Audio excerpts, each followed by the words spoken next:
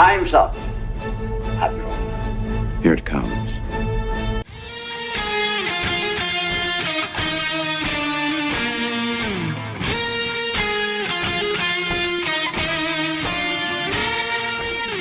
By the power of Grayskull!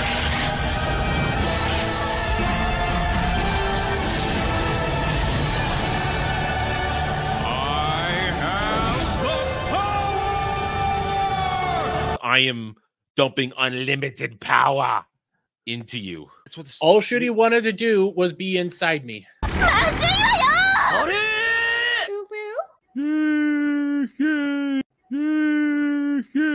It was one of the first James Bond movies I watched, so I have a bit of a connection to it. And That's Dermot's excuse. I fuck. It was their first date, Adam. Shut up. I will stop bringing it up. I don't give a fuck what that wannabe VTuber cunt wants to say. Okay, let me have my moment.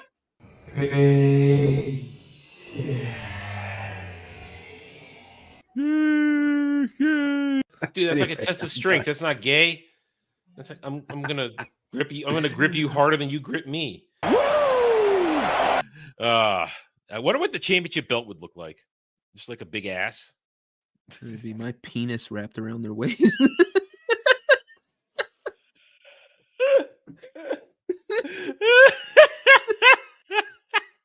we named zombies after you in that game. Yeah, Rightfully so. Yeah, I mean, they're these big fat bloaters that sun themselves and they just lay there. oh, those are the things that come out of my rainbow's ass. Adam, you being Worf is cultural appropriation. I won't. Cultural appropriate my dick. I don't care.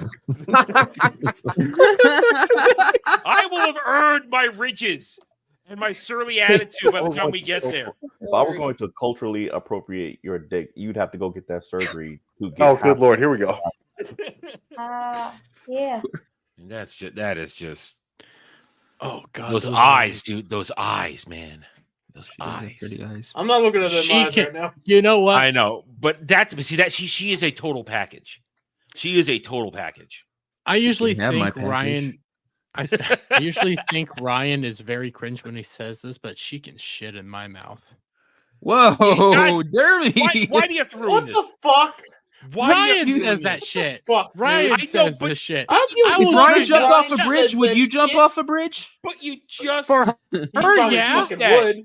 Here we are worshiping this beautiful woman, and you're talking about German shit eating. I mean, come on. Listen. I will drag my ball sack. No, listen. 100 You miles listen to worth me. of Shut the frickin' fuck up. broken glass, salt, and lemon Shut the juice fuck up, just Jeremy. to smell her farts. We're not on your goddamn stream. We're on Adam's stream. We're Wow, supposed to I am- respect the man's Thanks- house. You don't take thank- shit in his goddamn fridge. They warned us about people like you! I am taking very deep breaths right now. Devil, video games can be stressful. Especially when they don't work right. All right, so I was supposed to be ready like 10 minutes ago for this stream. Be ready, get everything set up. But no, we had to finish the Dragon Age Origins stream right up at the last seconds. So I'm in Awakenings. All right, I'm in Awakenings, and I'm in the Silverite Cave, and we started. We're fine. Like an hour ago, we're fine. We're fine. We're kicking ass, taking names. We're gonna do this little part. We'll be done. I just want to get through this part. We'll be done. I'll be done plenty of time. So I get in there, and when you get captured by the architect, and he strips you of all your gear, and you got to get rid of his gear back. Problem is, there's a bug in the PC version that strips your hero, your protagonist, the warder commander, of all his gear. And instead of putting his gear and everything else into a chest at the end of the dungeon and all your inventory, it deletes the gear you're wearing. Yet you kept all your inventory instead of having it go to the chest at the end of the level, the end of the dungeon. So I haven't played this in like 12 years or some shit like that. So here I am. We're going through the dungeon. I'm thinking, okay, I'll find my chest full of my gear at the end. There it is. And I get there. We go through the fight at the end, couple dragons, and we get out the back. And I realize, wait a minute. Where's my gear? We're talking the best gear from Origins. Wade's superior dragon bone armor, the Keening blade, and I've got accessories that I've spent over 200 gold on, and they were gone. And then Ariel looks it up real quick and says, "Oh, there's a bug," and I lost my shit for a minute there. So then I fortunately, as a good RPG game, I had a save file before we went in there, so I can reload it. I reload it, and after a couple tries, I figure out a loophole. I just take off my shit gear. I take off my good gear, and I put on shit gear that was in my inventory, and then everything in my inventory goes to the end of the level dungeon chest like they're supposed to, including all my good gear. So I just had to replay it just to get my gear back right there. And we had to, because I could not have sat through the entire stream wondering, is my gear going to be there? Is my gear going to be there? Yeah. Simple fix. Now I'm planning on playing it. I was gonna go on there and get it. And so maybe if you're gonna get Origins, get it on the EA store, because it'll play then. Steam still has bugging in terms of playing it. It won't load. Shit. I was gonna use that one that freaking Shock told me about. What one? GOG or whatever.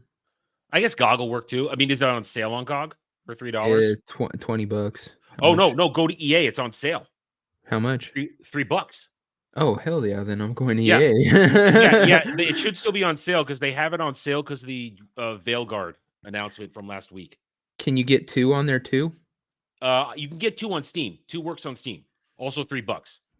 Okay. Yeah, because that was one thing with GOG is I went on there. I was all, I'm going to get both them because if I play number 1, I'm going to want to play number 2. Oh yeah. I'm going to play 2. I'm going to play 2 this week. We'll get there. Yeah, go to EA get regular Origins Ultimate Edition on EA Store. All you got to do is troubleshoot it. Like tell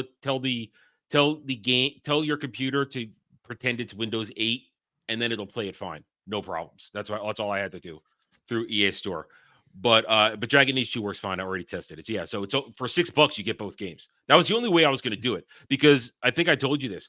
My PS3 wouldn't communicate with my capture card, so I couldn't run it through the computer because they encrypted the PS3 back in the day, so the capture card can't communicate through the HDMI port. Really weird and stupid. There's a workaround, but I wasn't going to spend the money to do it. Yeah. So, yeah. So that's what I just did for the past 45 minutes. It was massively stressful. I was losing my shit. Ariel was there. Legatus was there. Some other people might be in here that was there. I was not. I was literally pulling my hair out. You saw me before we started. My hair was literally standing up because I had been pulling on it. They're like going, "Oh God, no!" But we're okay. It's all okay. No problems at all. I'm fine now. Devil, how are you? I am tired. Been going and doing stuff all day. It's one of those things where this is supposed to be my 2 days off, and it's going to be nothing but chores and getting stuff done. I haven't got to yet. So yeah, that sucks. That sucks. Oh, Ariel, I would not have thrown anything. I don't throw things because that's when things break. I'll go like this. I'll pound my fist. I'll kick something, but I won't throw anything because that's how things break. I will not do that. That's not going to happen. But hi everybody, welcome to Mellow Mondays, where I'm not supposed to be stressed out. We're supposed to be relaxing and having a good time. And I got a couple things tonight. I had a different opening plan. We're still going to do it. Our other opening. Sammy will be here soon. Sammy was in the chat making fun of me, saying, "Yeah, all your gear got sold off for crack." Shut up. It's not funny. And they gave the money back to the girl you used the money exploit from. It's not there anymore. Oh, it's not? The PC version. It's not in the PC version. So you got to understand this. When you play the PC version, they made changes. Vendors do not restock their materials. They do not restock potions. They do not restock potions. They do not restock anything. And therefore, Bella, who takes over if you do Redcliffe the right way, get the fatty killed during the fight. She doesn't have Shale's gear anymore that you can buy for free and resell for lots and lots of money, have infinite money. So they don't have her that begin with, and then she doesn't restock. So that my infinite wealth loop is gone if you're playing on the PC. It's still there on the PS3 because they never updated that shit. It's fine. But on PC version, not there. But so when you're playing Origins, invest in you might want to take a quick stop early on, even though I didn't go till the very end. You might want to go to the Brazilian forest or the Dalish first so you can get to the vendor that has all the elf fruit because you're going to have to make potions yourself. You're going to have to use herbalism to make potions if you want to get through it. Have potions. You could find them. Oh, you know what? You know what? Don't listen to Ariel. Don't go on a stealing spree because everybody hates you then. The Dalish hated me. I stole from everybody in there. I stole from everybody in Orzammar. I stole from everybody in Denerim. And I kept getting troops coming after me. And then the Dalish, I couldn't finish 2 quests with the Dalish. And then they wouldn't do business with me anymore. So fortunately, I bought 99 elf fruit when I went in there. But they wouldn't do business with me. So then I couldn't buy elf fruit anywhere at all for the rest of the game, for the remainder of the game. So don't steal. Don't listen to Ariel. Don't steal. I never trust Ariel. She can't be trusted. All right, all fairness, it was my idea to steal at one point to get more shit, but she encouraged me. She encouraged me to be bad. All right, so tonight we are going to talk some Dragon Age because I've been asked a couple of times now to look at the video they released the other day showing high-end gear management and level management. So we'll look at that real quick. Eventually, we'll get there. A lot of people are coming into my chat when I'm playing saying, I'm so excited for Veilguard. And I just say, I'm happy for you. I have a lot of reservations. I'm very worried. The only thing I think I'm going to get from Veilguard is, like I said, is going to be this desire to play Origins in number 2. Mm-hmm. And that's why I'm kind of preemptively doing it. It's just because I'm like, I know that that's what Veilguard I'm going to get from is I'm going to be sitting there going, I want to play the original games. For me, I've been saying this for a week now since we started replaying Origins and moving on to 2 and then Inquisition. I just want a decent game where the shit we know that are red flags isn't game breaking. If I can go around it and it doesn't interfere with what I'm doing and how I want to play the game, I can just go, okay, fine. I will not pay attention to it and I will just do what I want to do. And give me a decent game because I don't want the franchise to die. I want this game to do okay. So, because let's remember, this game went through 4 different development teams, and I want your opinion on this now. I think with everything, because you saw the Concord stuff, you saw the Dustborn stuff that went out last week, right? With the woke, these horrible woke games. Yeah, I think with DEI being revealed and a lot of companies trying to rid themselves of DEI investments so that they can go back to doing what they want to do and not listen to firing activists, developing teams, stuff like that. I think we are now at the end of this activist DEI game era. I think we're at the end of it. And going forward in the next few years, regular game developing is going to sort of come back. And at least I think it's already there in the indie circuit, but I think it'll reassert itself in the AAA, AAA because they're tired of losing money. Oh, I agree. Right now, what we're seeing is we're not seeing games getting started that are fed this DEI bullshit. We're seeing the tail end of it because no game comes out, 4 months after it's, thought up. It takes years and years to get these games off the thing.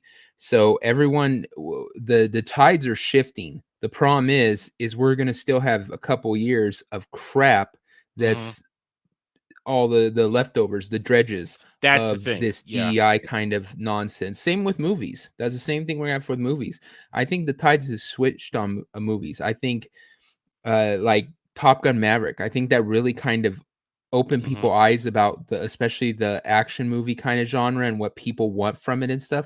The only problem is you still had a ton of movies in the works and that were contracted to be made and stuff that were still feeding on this whole they want diversity, shoved down their throat. They want all these messages put in their movie type bullcrap.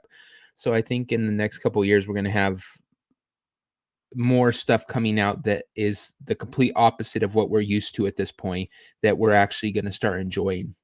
Yeah, I agree with you Hopefully. completely. And because, as you said perfectly well, something gets started, it doesn't come out right away. Yeah. And the stuff that's coming out now, some of it that mostly looks like a good game, like Dragon Quest 2D HD, the remakes of those, they have some DEI elements in them, but they're not broken. But they are literally coming out in a couple months. As Dre put it so perfectly when I asked him these questions a few weeks ago, that would cost an extra $40-50 million to fix right now, and that they can't do that. They can't get it done. These games are made, they're out, they're going to be on the shelves and for download in the next 2 to 3 months. After that, now, like you said, I think the next wave of games in the next couple years, like let's say at the end of the decade almost, when those games come out, they're not going to be these horrible games, which is why I want Dragon Age to work. Hi, Samuel. Which is why I want I don't want Veilguard. I want Veilguard to be at least somewhat playable and not broken, so that the franchise doesn't die. That's what I want. And no, they didn't sell it for crack, Samuel. The gear, I found it again. No, I sold it for crack. Me. I came up behind you and I stole it out of that chest and I took it down to like Pawn Stars, and I got some money, a whole lot less than probably what it was worth, because you know how the pawn industry works. And then I went down to the corner and I bought me some crack, because that shit ain't cheap. You saw I was losing my shit there. That was bad. Yeah, I did. It was bad. But I found the loophole. So I like how Sam's story involves him stealing his friend's shit to sell for drugs. So this is a great story. Yeah. How are you, Samuel? Despite your amusement of watching me lose my shit. Pretty good, actually. I've been off Twitter for like 3 days now. It's been nice. Hey, that's good. So it's healthy. That's good. Yeah, it is. It's healthy. It's not permanent. It's just, taking some time away, because I found myself getting overly invested and overly angry about things every time I open the damn thing, and that shit's not healthy. So I just needed a minute to like step away. So yeah. But I realized better now. I realized at around 5 o'clock when I was setting up the stream, I went, okay, wait a minute, Samuel's gone. Because I was typing in, to at you to in the post, like, oh, he's gone. Oh, it's like, oh, he started his break. And then I'm like, okay, go to my email. Oh shit, I never copy and pasted his email to my contacts. Okay, I'll just go to the conversation. Oh wait, he's gone. The conversation's gone. Devil, do you have his email? Oh man, I'm sorry about that. I got your phone number. I should have just fucking texted to you. I had it. It was just in our conversation, in our DMs, and I just never copy and pasted it to my email contacts list, because I hadn't emailed you yet for anything. So I was like, yeah, and it went right to spam too. I was like, I'm refreshing my fucking inbox every like 30 minutes. So I was like, did he send it yet? I text Gallery. I sent it at like, 5:30. Hey, would you DM Adam and tell him to remember to send this? And then you're yelling at me, so I'm like, fuck, maybe I should check this box over here. I mean, Gal sure sent it me. It was the only thing in spam. and Gal said, was like, yeah, I sent it to him. Don't worry about it. I did that shit. I'm on top of it. And it's like, okay. Oh, we're professionals around here. Yeah. Before we keep going, Ariel for $15. Smile. Damn. HD by Dave Davey. Then Flash Gets Transformers and Secret Bonus Round. Okay, well, that's Ariel's entertainment for later. So thank you, Ariel, as always, for the $15 for giving us shit that would leave her laugh at or like want to claw our eyes out over. All right, so Samuel, I am glad you're here, because I'm going to start with the thing I intend to start with. I'm glad you're here because I know we all saw it. I'm gonna bring it up right now because Dermy's a dumbass. He did this. Well, first of all, on freaking Saturday night, I was doing my Dragon Age stream, and I knew I was gonna roll into Chatterday. So I just like I did last week. That was fine. I was like, all right, I'm gonna finish what I'm doing. I want to beat the game. We're going to beat the game, and then I'm gonna go in. Or we're gonna get to a stopping point. Yeah, it was a stopping point. Then we're gonna finish. I was finishing Brazilian Forest and the werewolves. So suddenly I'm typing, and then they send Dom H to come over to the chat to find out where I am. And they send him with a troll thing. With a troll, and he knows it's a troll. He knows it's a troll, but he did it that way. And I knew it was a troll instantly because he said it was Dermy who asked. So he says, Adam, Dermy wants me to tell you that Janeway is better than Cisco. Oh, I hadn't seen this actually. That's Oh, you hadn't Yeah, seen this? his Okay. troll. That's all Okay, it so is. he fuck sends you, Jeremy. Fuck you. So he sends that to me with the intention to get me so angry that I'll stop my stream immediately and come over to the Chatterday. And of course, I didn't take the bait. I yelled it. I did a slight yelling at him through my chat. I told Dominic, told Dermy to go fuck himself, and that I'll be there when I'm ready. And then I get over there, and of course they're all laughing when I come in, and I'm all hot and pissed about that. And I knew it was a troll because we know Dermy doesn't even fucking like Star Trek. He hates it. And so I came in there and I leveled a really how nice. would he know? How would he know? Yeah. So I leveled a really nice burn at him that got everybody laughing, and it was unnecessary, even though because it wasn't a real troll. It wasn't a real comment. He was just being a troll. So we moved on. But then last night I finished Dragon Age Origins stream. I beat the original. We started Rakings. It was like 3 a.m., 3:30. I finish. I'm winding up. I'm checking everything. And I found this retarded shit. Not even added me, just posted by Dermy. So, of course, I found it as soon as I opened up Twitter. And he did it again. Catherine Janeway is better than Benjamin Sisko. And Everett Fine, and here's my reply. Dermy is a result of Wesley Crusher making an ass baby with a pack lead. And then I'd say how he tried to do it. Like, who's pitching in that scenario? Doesn't matter. Doesn't matter. It's gay and retarded. So that's Dermy. So I thought I got, but then there's a whole thing here of everybody telling him how retarded he is. Everybody. Well, Mustang doesn't count. He's trying to bring Kirk to this. This is between Janeway and Sisko. Devil, you got in on it. Everybody's like, just stop. No, nobody. Everybody says so. But fuck Dermy. Fuck Dermy. How dare he do this? and then he posts in the DM room. I'm proud that I posted this. No, fuck you. I will say this. At least he spelled their names right. Maybe, I guess, yeah. He had to look it up. Don't even think that he got that right on his own. See, I brought this up to Jed yesterday because we had to start roundtable and pad the show a little bit to Dre because Dre was busy with something coming in late. And I said to this, and even though Jed is a Voyager defender, he does like it. He said, no, that's absolutely wrong. On every measure. Actually, not better than Sisko.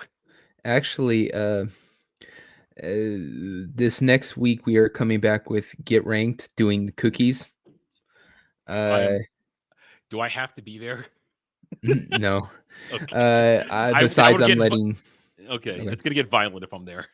Yeah, Static's essentially coming up with the list, but one of the ones I want to do very shortly after. I was always trying to think how to do it because there's just not enough of them to make a full list. So I'm gonna do a special. And it's going to be like not necessarily ranking them on the list by just your own criteria. I'm going to have like the battle of, and it's going to be Star Trek captains. We're gonna fight them out and see who is the best. It's going to be more of a guess I am going to be there bracket. for that one. I guess I am going to be there for that one. Yeah, I'm going to need all the people who are really aware of Star Trek lore, and stuff, because like I said, it's going to be kind of a bracket situation, and we're going to see who's the best captain of them all, break it down, and one will reign supreme type thing. So I'm going to do that eventually here. That's rough because Jed asked a really good question. We were talking about this yesterday, and he said, who would you rather work under at fresh out of the gate of Starfleet, Sisko or Picard? And I said Picard because I know that this is my argument, because I'll be promoted on my merit, and under Sisko, I might die right away. Sisko, we didn't even go to Kirk because I know I'd be depends, rich. Adam, if you're right out of the academy, you also have to consider the environment you're going into. Is it wartime or peacetime? Well, that's a thing too. I know. Yeah, I understand that. But we were just asked. It was a flat question. And the thing is, and Sisko is also only going to really look at the people he knows and he trusts early in these situations. So I felt like if I want to start off my career in Starfleet well, I'd rather serve under Picard on the Enterprise, because that'll jumpstart me, and I'll get promoted for my good work and merit. I'll be a damn good officer. Let me ask you this: if you would rather serve under Picard than Cisco, would you be the first to tell Cisco that? Because Cisco hates Picard. I know. I just love how the first thing that Adam thinks about when asked this question is, how would I progress in my career in Starfleet? My first thing was, which girls do I want to bang more? Well, listen. I mean, my heart belongs to Beverly first. You know, I got my crusher fix. But listen. After that, I mean, Kira and Dax are very high up on that list after Beverly. I mean, especially Kira, especially Evil Mirror Universe Kira. Oh well, she's a total slut. She'll fuck anything. I should probably kill you too, but it'd be worth it. Well, yeah. I mean, it's just at one point. I mean, I think it was like season 4 or 5, like the 4th time they redesigned the Bajoran officer uniform. Man, Donna Visitor was just working it in that outfit. It was just wow. I'm just gonna say it right now, that if you guys were trapped in that mirror universe being slaves down in the ore mines and shit, I went there to save you and ran into her, you guys are on your own. Sorry. If she wants to keep me as a sex slave, just locked in her cabin, just okay. Yes, please. Since we are talking some Star Trek, some DS9, I found this a week ago. Since we didn't have the show last week because I had to go to the doctor's last Tuesday, I want to share this, and just this pure appreciation. I know you'll both appreciate this. That's a thing of beauty right there. Oh, that's sexy. Oh yeah. That is beautiful. That dude has every right to be very proud standing right there. I mean, he must work out. Yeah.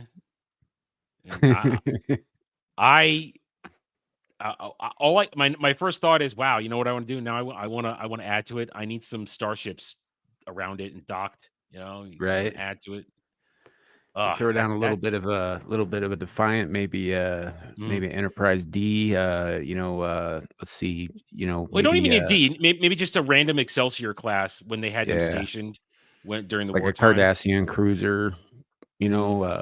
Possibly the Deridex class Warbird. Man, wouldn't it suck if you did all that work, you built that beautiful fucking thing, and then your wife comes in and says, "Yeah, we're having baby. We need to clear this out to make room for the baby." I know. No. We're adding an extension to the house. that better. I mean, your hope is, man. I hope he has a way to get that out of the room. When at some point. Honestly, with that window placing where it is with the light coming in like that, kind of it makes a passable wormhole. Now you see right here, I see some Jem'Hadar cruisers right here. Those look like Jem'Hadar. I mean, it's not a high quality picture, so I can't be sure. Those look like Jem'Hadar cruisers right there. They do. Might be. Yeah.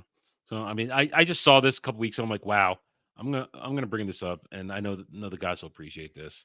It's cool. It's cool. That's. I mean, I don't want. I of course would want this, but I'd have to say closer. But I wouldn't mind when I get around to being able to move and I get a real studio office going on. I wouldn't mind a DS9 model as part of my background somewhere. That would be sexy. That kind of thing's like a test for a girl. You build that thing and then you date a girl. You bring her in there and you say, "You know what this is? You like this?" She goes, "No, what is it?" You go, "Get the fuck out of my house." Well, no, if she says, "What is it?" she can be trained. If she says, she calls you stupid nerd, then that's a problem. If she says, "What is it?" Says, "Oh, I need to educate my dear on Star Trek. We need to." Well, first you have sex with her in case she doesn't like Star Trek. then it can all go bad. Let's go have sex first, then we'll talk about what that is. Then she likes it. Then you educate her and they say, "Listen, I have this blue Starfleet officer uniform from TNG. I want you to put it on. I'm coming into coming into sick bay. I'm gonna need an examination. You've got an 80s style red wig for her too, huh? That's why Adam's single, is because every girl he dates, he's all, put this wig on and this uniform for me. All right, how about we this? just got the appetizers. What are you doing? well, okay. Listen, maybe it'd be easier if I said, listen, I've got these little pasties you're gonna put around your eye. It just looks a little biotech, and I've got this gray skin tight suit I want you to wear. Yeah, that's gonna go over better than. You got to put your hair up in a. The only one who has a worse one is Dermy, because you put on this Gundam outfit. Run at me saying burning fist. It's the only way I can go.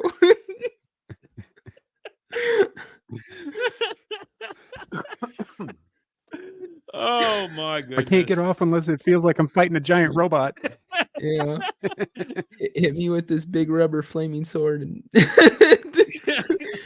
I need you to shout my name, but shout out like a Japanese girl. Yeah. Call me Dermy-kun, please. Oh man. Oh, all right. We can't be talking about that and have this beautiful thing. I think we'll move it.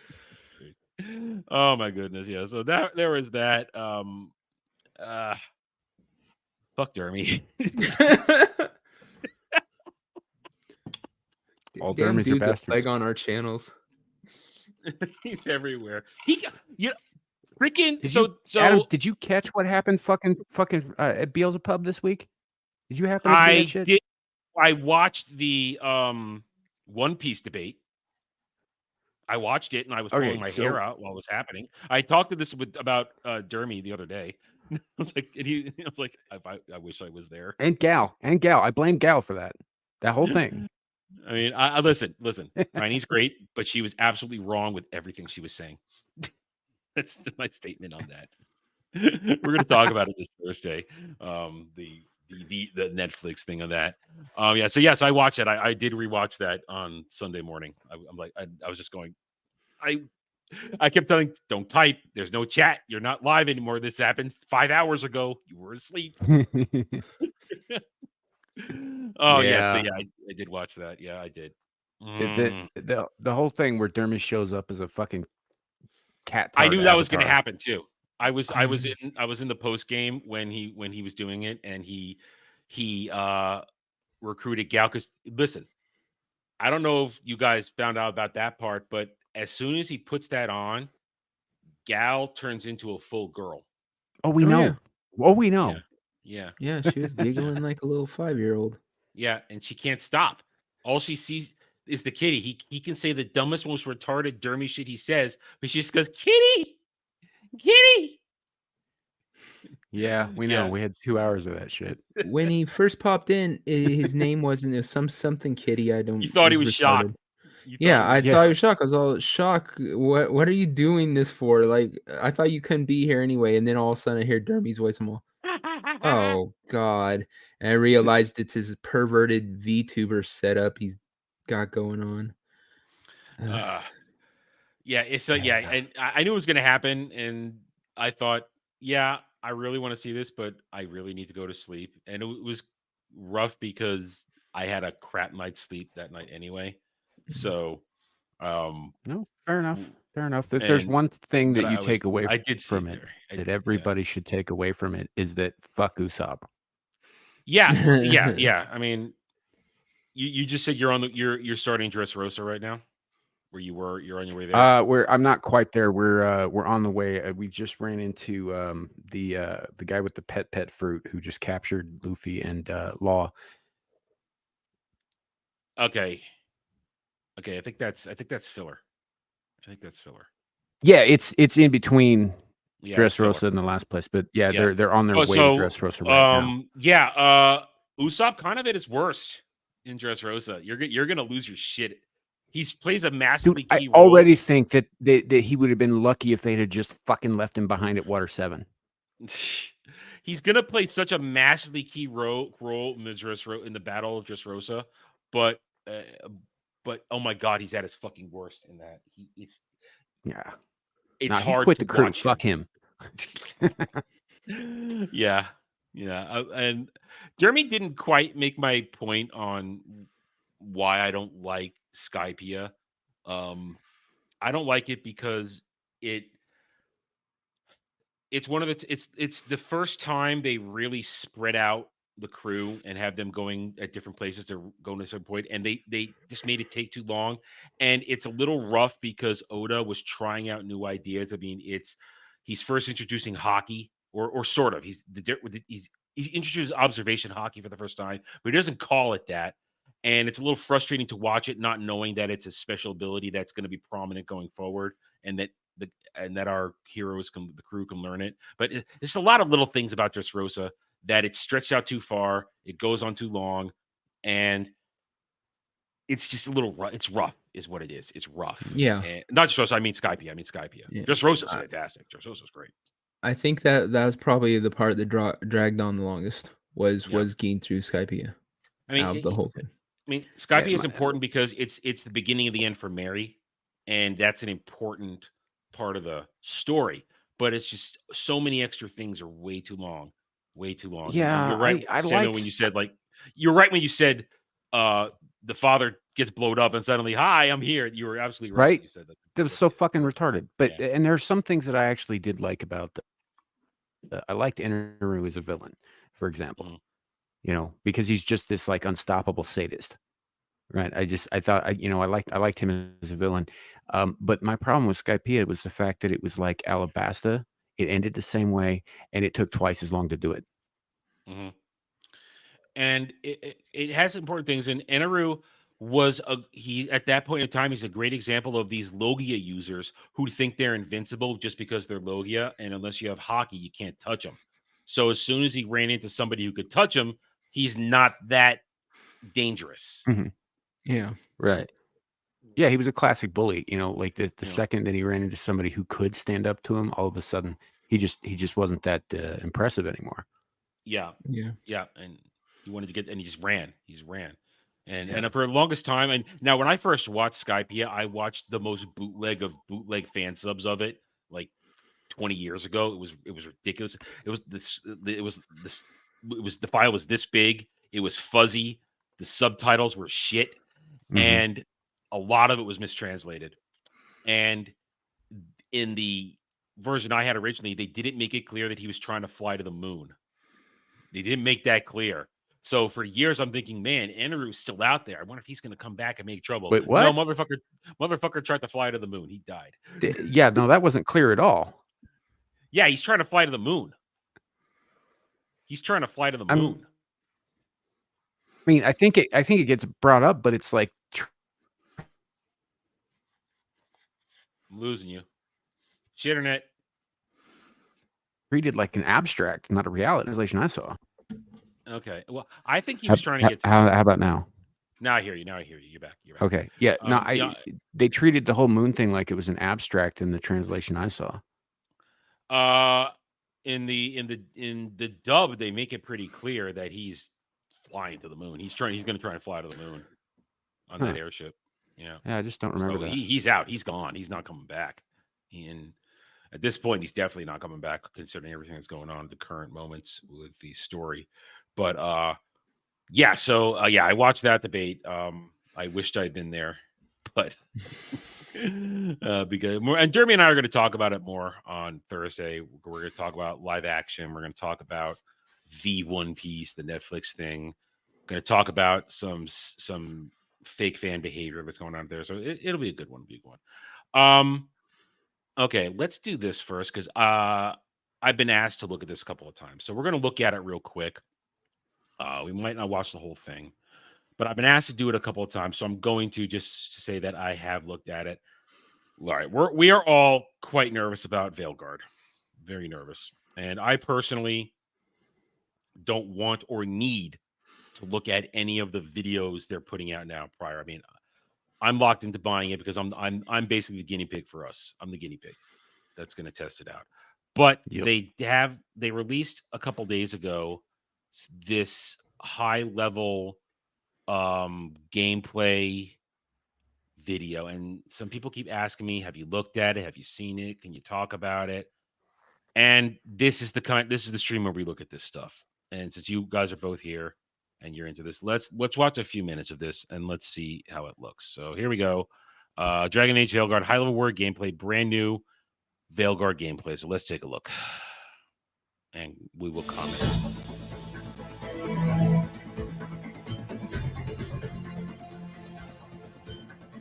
All right, this is an introduction. High level combat footage has been edited for brevity to avoid major spoilers. I appreciate that. We're going to Weishaupt? Oh man, I don't want. I thought that's in Ferelden. No, it's in the far north of Thetis, is where it is. Weishaupt is like way, way, way north. Oh yeah, but the north of not north of Ferelden. It's just like north of the continent. The far north. Yeah, but so I don't want that spoiled. Or maybe it's just a attack from Galen Nane and her archdemon. See, this is spoiling. This is spoiling for me. I didn't know this shit. God damn it. This is why I don't watch this shit.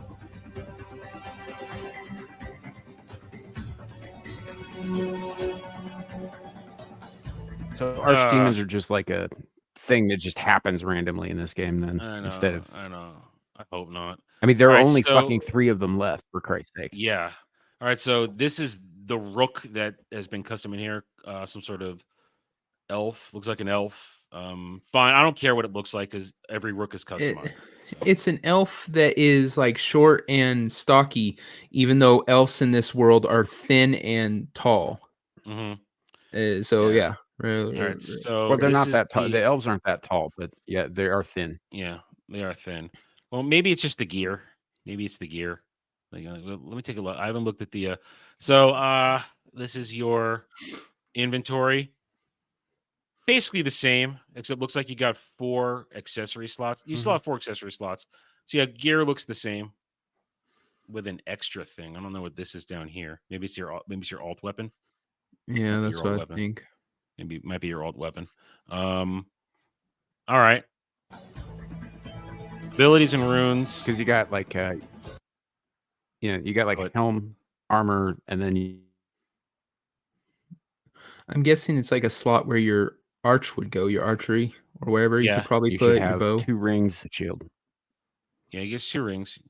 Yeah, you're cutting out a little bit, Sammy. Yeah, maybe it's a ranged weapon. Yeah, I think it's a ranged weapon.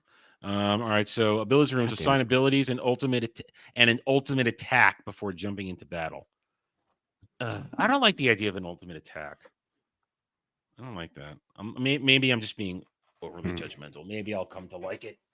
Listen, I'm a little sore about the gameplay changes since I'm playing the original games right now. Grappling spear.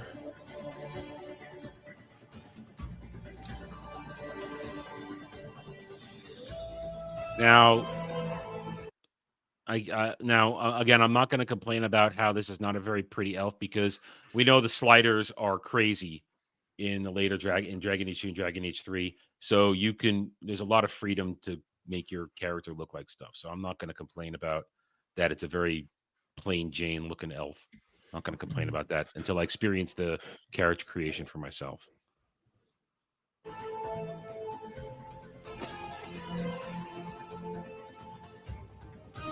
All right, so a bunch of different, I guess that's the rune equipping now. So it looks like they have rune equipping like this instead of having to go to somebody and do it. I guess. I mean, it's not bad. It's just different. It's just different. All right, let's all right, skill tree. That's a little. All right, so it looks like they've gone the way of. I mean, they did this in They started this in Dragon Age 2 with the skill tree, the circle. So it's not really that different. It's just looks like every other game now is what it looks like. Yeah, it looks like it could be a Final Fantasy game, or KOTOR, or fucking any other generic. Yeah. Yeah, I mean, Dragon Age 2 it started its own skill tree section, and you had to, go along to unlock certain things. So they've had a skill tree, but now this looks like every other one. This doesn't look unique anymore. It looked unique in 2, and it looked unique in Inquisition. This is not unique anymore, and that's unfortunate.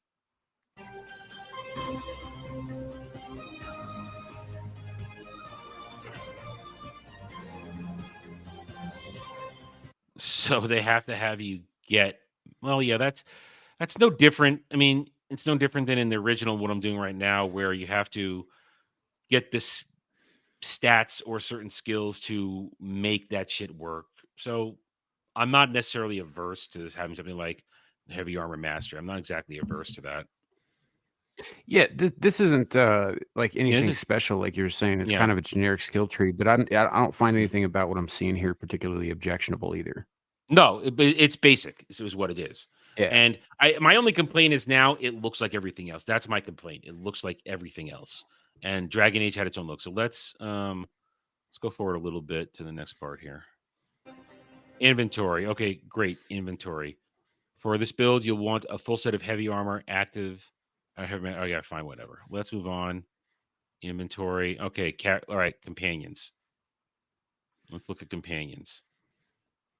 Surprised they're letting you choose which companions you got with you if you can't control them. All right, so this is the Grey Warden elf that they got in. I don't. Once again, we talk about it. It doesn't matter if he's black, but we know why he's black. Is the thing. We know why he's black, and that's the annoying part. He might end up being a great character. I don't know. Could be. He had a different hairdo though. That hairdo is just retarded. For a fantasy game. Like we didn't hardly see any Grey Wardens in except for a couple of like cameos and shit in Dragon Age 2. So when Blackwall shows up in 3, like you fall for it like everybody else does until time comes where the truth comes out and stuff. But Blackwall turned out to be a really great and well written character. So I mean, I'm not saying anything about this guy till I see more about him. Yeah. I'm simply making the simple comment that we know why he's black. We don't care if he's black. We just know why he's black, and that's unfortunate. That I even have to make that comment. That's unfortunate, and that annoys me. That my mind works that way now because of the past 6-7 years. That just bugs me. All right. Let me ask this right now, since we're seeing it. How do you guys feel about the design look of the characters right here?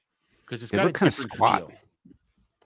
That's what I'm saying. They made him look a little, I don't know, compressed.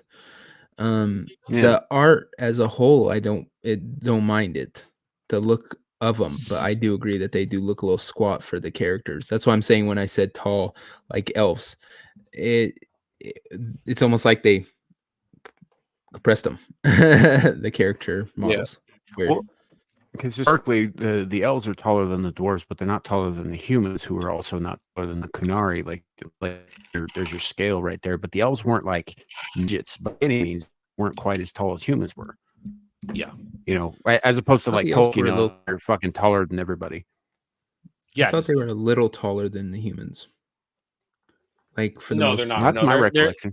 They're about like some of the. I think it depends. I think it depends on the elves. I mean, whether it's city elves or Dalish. I don't know. But I mean, when you got to Dragon Age 2 and Inquisition, they definitely made the elves slighter. Mm-hmm.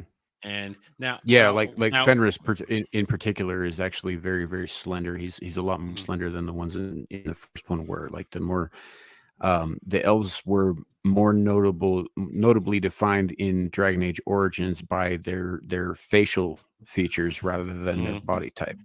Yeah.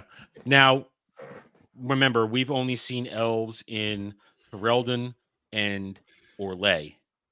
Kirkwall and in between kind of counts as both. So maybe elves from different regions are bigger, a little bulkier. So, well, I would give you that, except that Fenris was an escaped to Vinter slave. And then you've got the Felicia Day character who was Kunari. She was from Parvalan, which is even further north. So I don't know that, and she's also very, very slight. Whatever you feel about the actress side, that character's design was just as slender as all the other elves in the game, but she was from like even further north into. Well, I'm just trying. I'm different, maybe different regions, and I don't know. And we have never seen a black elf before in the games. This will be the first time. And Varric is not a. He's not a playable. He's not a cat. He's a cast member, but he's not one of your team. Our theories are that we have one of two theories. One, they're going to kill off Varric, which fuck them if they do. Fuck them in both ears. Or he takes on the role of kind of caretaker of the crew, of your team. He's kind of going to be an overseer and run things for you out of your base and shit like that, which I would be fine with because we're kind of beyond Varric's team at this point, you know. So I even though I would love to have him be a part of it, and also they break fucking Bianca. Sure, but you know, and which of course he's not going into combat without Bianca. Yeah. He's just not going to do it. But I would say that like if they do kill off Varric, which I think they're going to do because I think that's exactly the kind of fucking game this is so far. But if they don't, if he does the other thing, I would be fine with that because like who the fuck else is going to tell the story? It's got to be Varric. Yeah.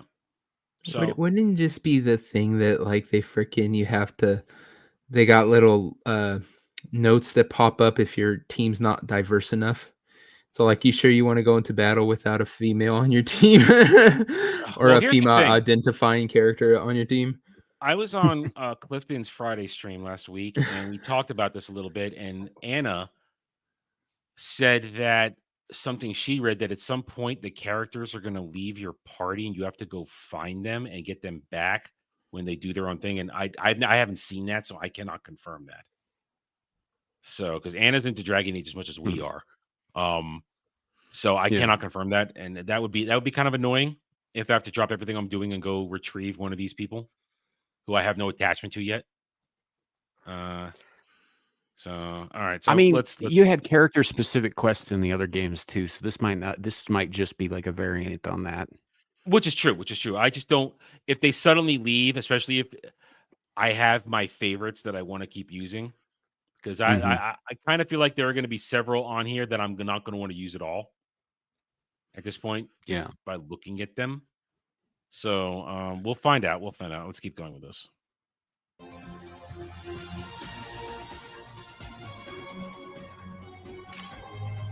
All right. So you're choosing your party. Oh, it's it's true. It's only a 3-man party now. Well, that sucks. It's not a 4-man party anymore.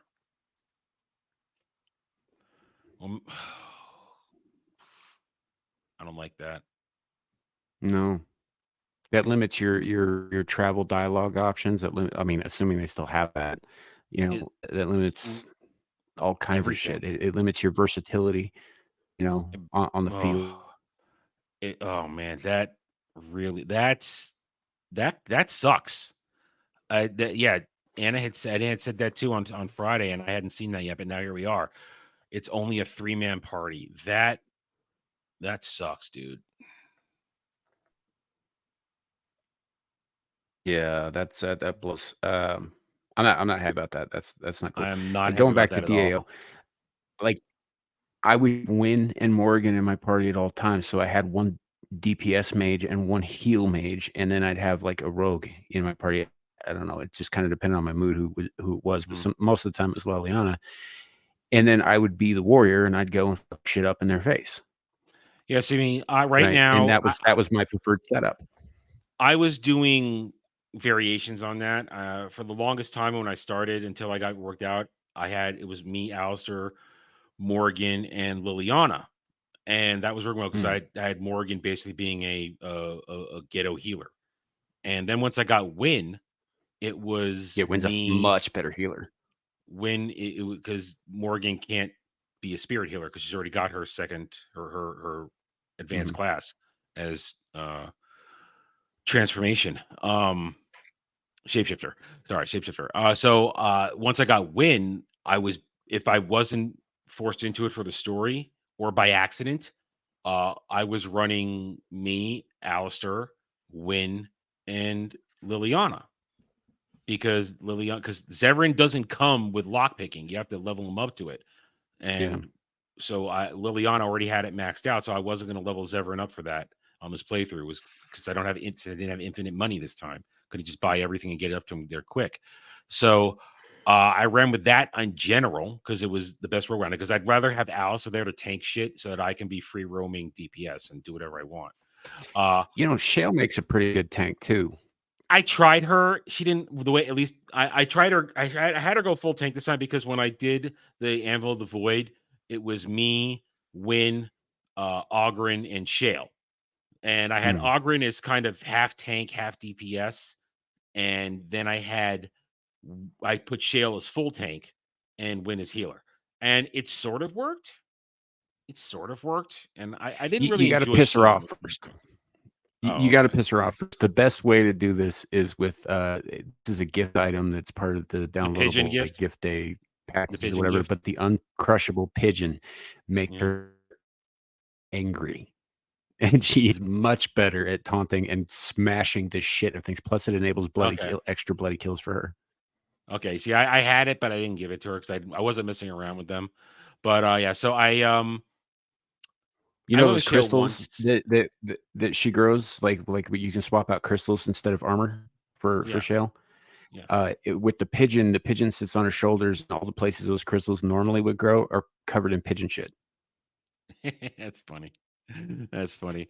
So I did do that, and I broke my usual patterns because normally I do Liliana as melee. I did her as full range this time, so she was kind of in the back the whole time. So everything worked out fine. But for the final push, I went for the Battle of Denerim. I went with me, Alistair, Morgan, and Win. That's always my go-to team for that because then I have tons of healing. I have tons of DPS. I have tons of crowd control, and when we never die. Normally, we don't die unless they decide to do something stupid. But that there's versatility with a 4-man team. A 2-man team, it's basically now my guess is considering you're not in control of these guys and they're doing their own shit, the game's healing is primarily going to be potions again. It's going to be like Dragon Age 3, where your healing is a lot of potion based and not necessarily magic based like 1 and 2. So you might not need an actual full on healer. But because out of these guys here, none of them are healers. None of these are mages. We have one mage and he's a necromancer. Emmerich's a necromancer. No, I'd be willing to bet that your Grey Warden there is a tank, straight up. Oh yeah. Well, I mean, right now, Bellara probably she's a ranged. So we saw she has bow and arrow. She's DPS, range DPS. Davrin, he's going to be a tank, most likely. And even if he isn't, I would make him a sword and board tank, obviously. Emmerich, he's necromancer. I don't know what that's going to mean because we haven't seen that class yet in the game. Not really. Harding, it was touched on in 3 with what's his name, but yeah, it's just death magic. He's going to be he's probably going to be where you're going to find like walking bomb and things of that nature. And I don't usually play like that. I don't use those spells. So Harding, she's range DPS. Lucanus, he's gonna be he's a dual wielding crow. He's like Zevran basically. Neve, she is a mage. She's in what? Probably less horny than Zevran.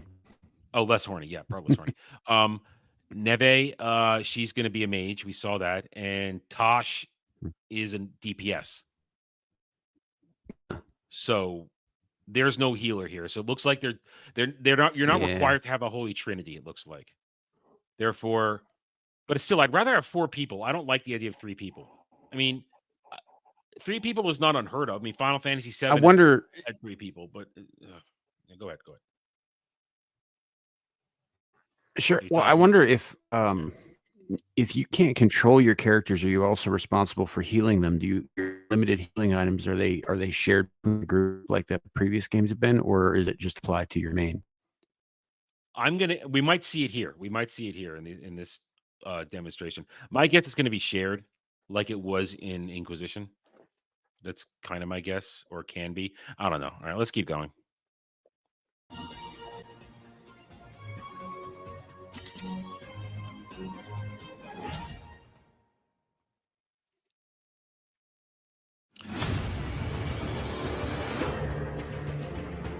Right gear and the skills, and the team sets off to find their allies. Soon they are met with resistance by the Darkspawn.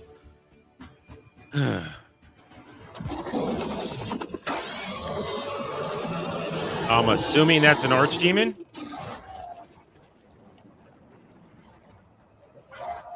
Looks like they've redesigned the Darkspawn again. Yeah. No, these are these are ghouls. These are ghouls. They're not Hurlocks or Genlocks. These are new ones.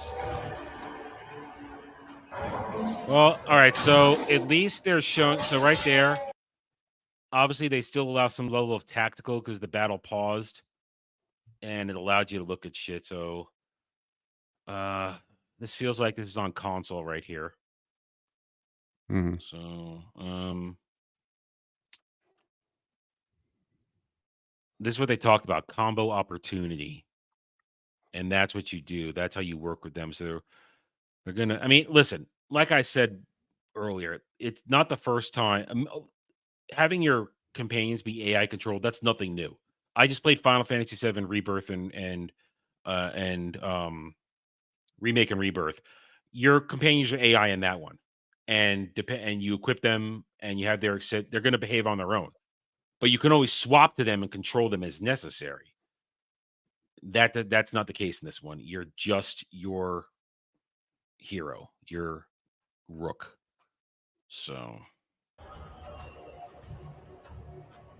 looks like they're going to choose the combo to attack those ghouls. All right, so I appreciate that there's still some level of tactical play here. Okay, at least it's still there. Mm-hmm.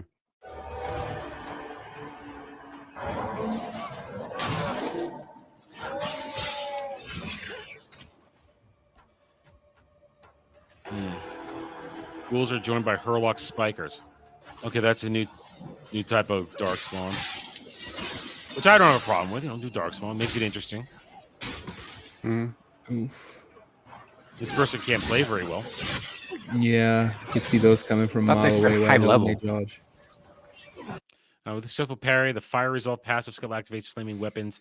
Melee attacks will now do fire damage instead of physical. Okay.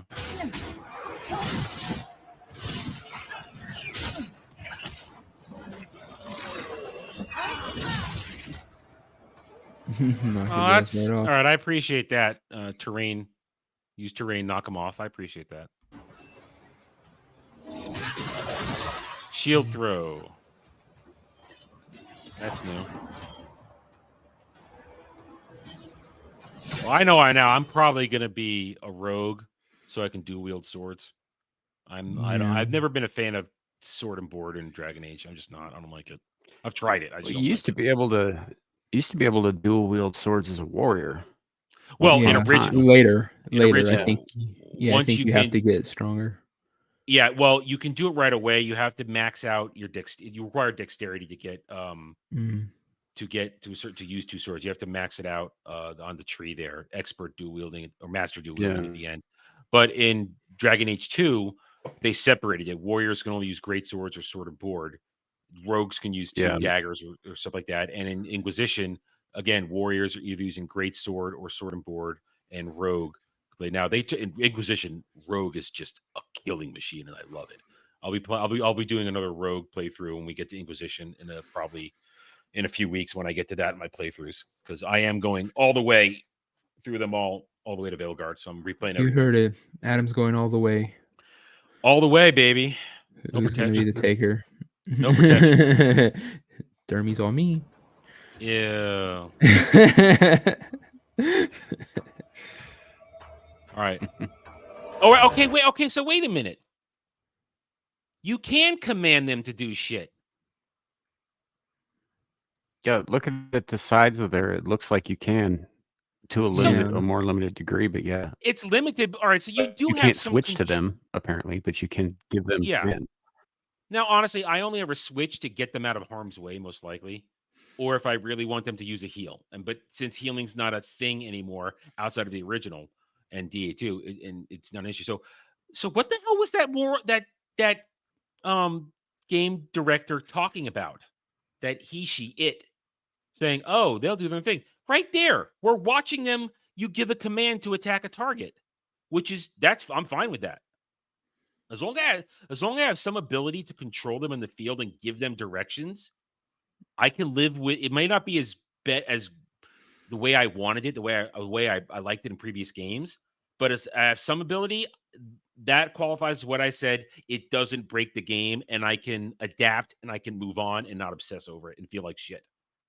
So I'm okay with that. I don't love it, but I can live with it. And that's all I'm asking for. I just want to be able to live with it.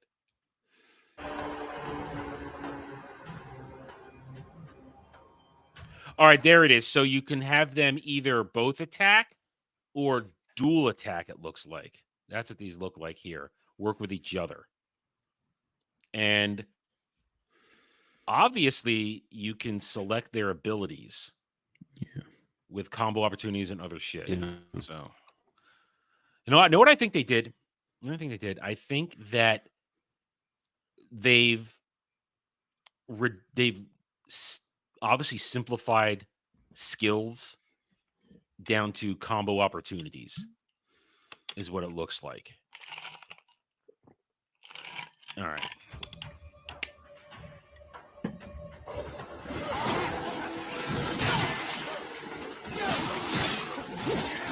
What is that? Is that an ogre? It's big, whatever it is. Greater ghoul. That's a greater Hurlock. Okay, so these are new types of darkspawn. I'm fine with that. That's fine.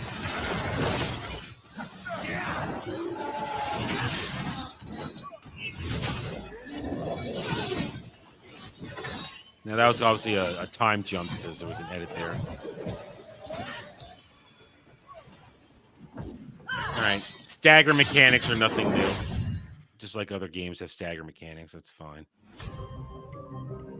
Buffs, debuffs, crowd control. You've mastered your core abilities. Now it's time to face off a variety of enemies all at once.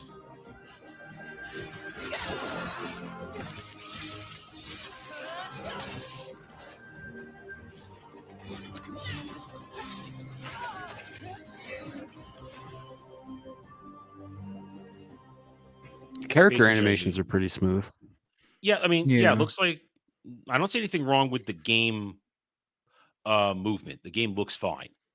Yeah, aesthetically, it's a good looking game, but yeah, I'm more interested in the playability and stuff like that. Like, I still looking at Origins, yeah, it looks rough, but I still would want to play that. So Rook and their companions. Go fuck yourself. You obviously have a woman there. It's obviously a female elf. Take a fucking idiot. Rook and her companions can also deploy different tools such as AoEs and uniquely manage various enemies.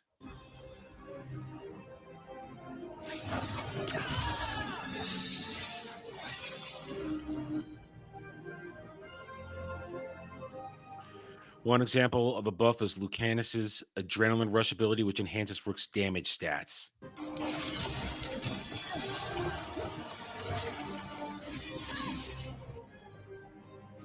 Daverin has Heroic Strike, which applies an overwhelm debuff and causes the target to take additional stagger. All right, so did that say combo opportunity there? Hold on, let's go back. Did that say combo opportunity? Or did they just tell him to do that? All right, so that doesn't say combo opportunity. There, you can command them to do their abilities. It's like Mass Effect. It's like other stuff. I wonder if it's the kind of combos.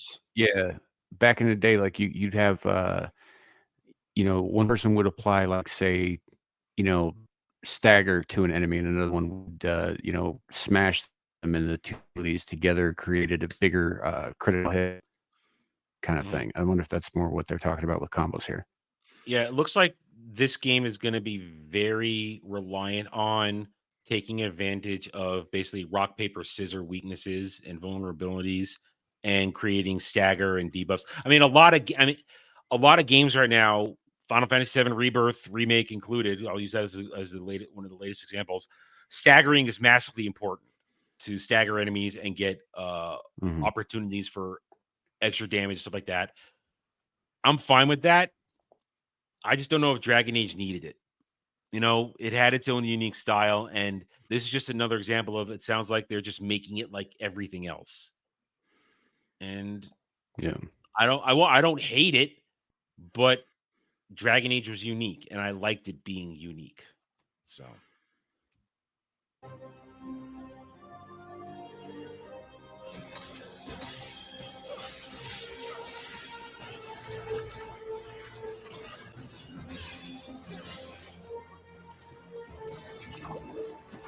So let me look for a second. So I'm looking at my HUD right now. It's the first time I actually took a moment to look at the HUD.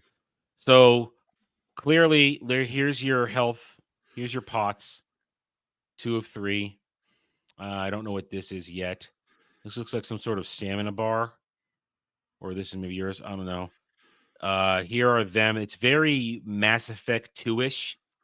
And Mass Effect period, because you couldn't control. From Mass Effect 2 on, you didn't control your companions. They were on their own. They did their own shit, which is why I'm not offended by this. I'm annoyed, but not offended. I don't see their health bars anywhere is the thing. I don't know what my companions health-wise look like.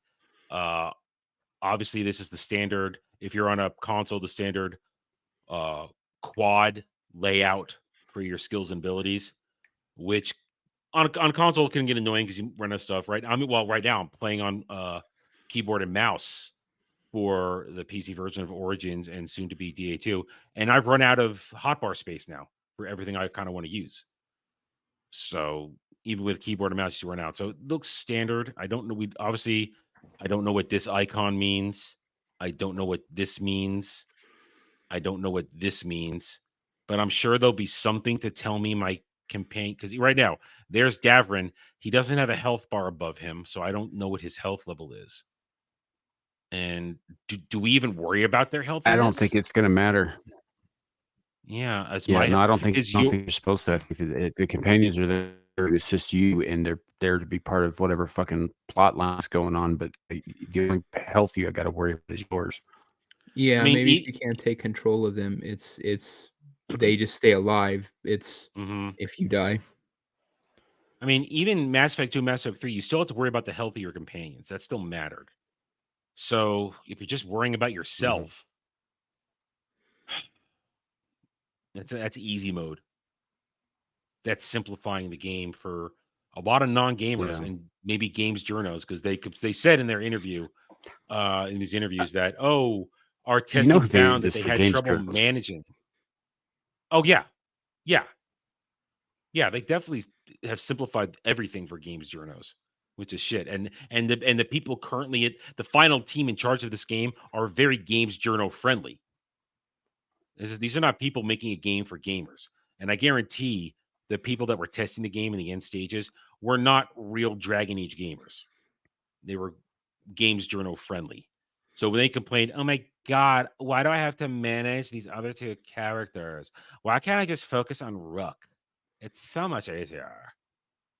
Okay, yeah, we'll just have you worry about Rook. Yay, yeah, all right, fine. But it's not game breaking. It's annoying. It diminishes. But it's, for me at this moment, watching this, it's not game breaking. It's not game breaking.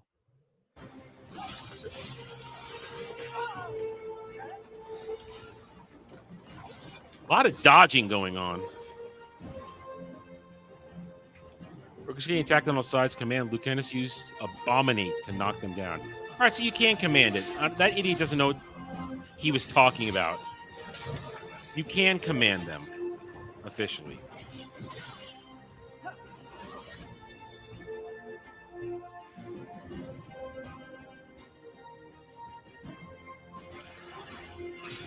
And obviously, we're watching a very tactically oriented battle here, where you're having a lot of shit going on. So the tactical play is still there. It's just different than what we grew up with Dragon Age, it looks like. Yeah.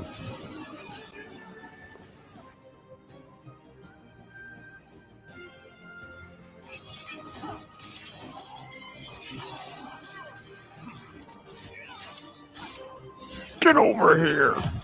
I was thinking that too. Primers, detonators, ultimates. Okay, so primers and detonators that we were talking about with the various abilities with different stat debuffs or whatever that combine to create an even bigger thing. Mm-hmm. And ultimates, that's just limit break for common terminology. That's just a limit break.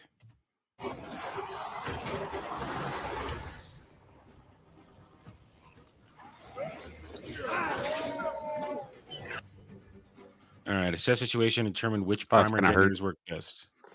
Command Davern to taunt. All right. Tell your tank to taunt. I'm okay with that. Now, what it looks like here is though, now, of course, we don't have access to all the menus and shit. I wonder if there's any sort of AI programming like in the other games for the rest of the team. Because that was one of the things that Dragon Age was unique in. AI program the rest of your team to behave certain ways. But we'll find out. We'll find out.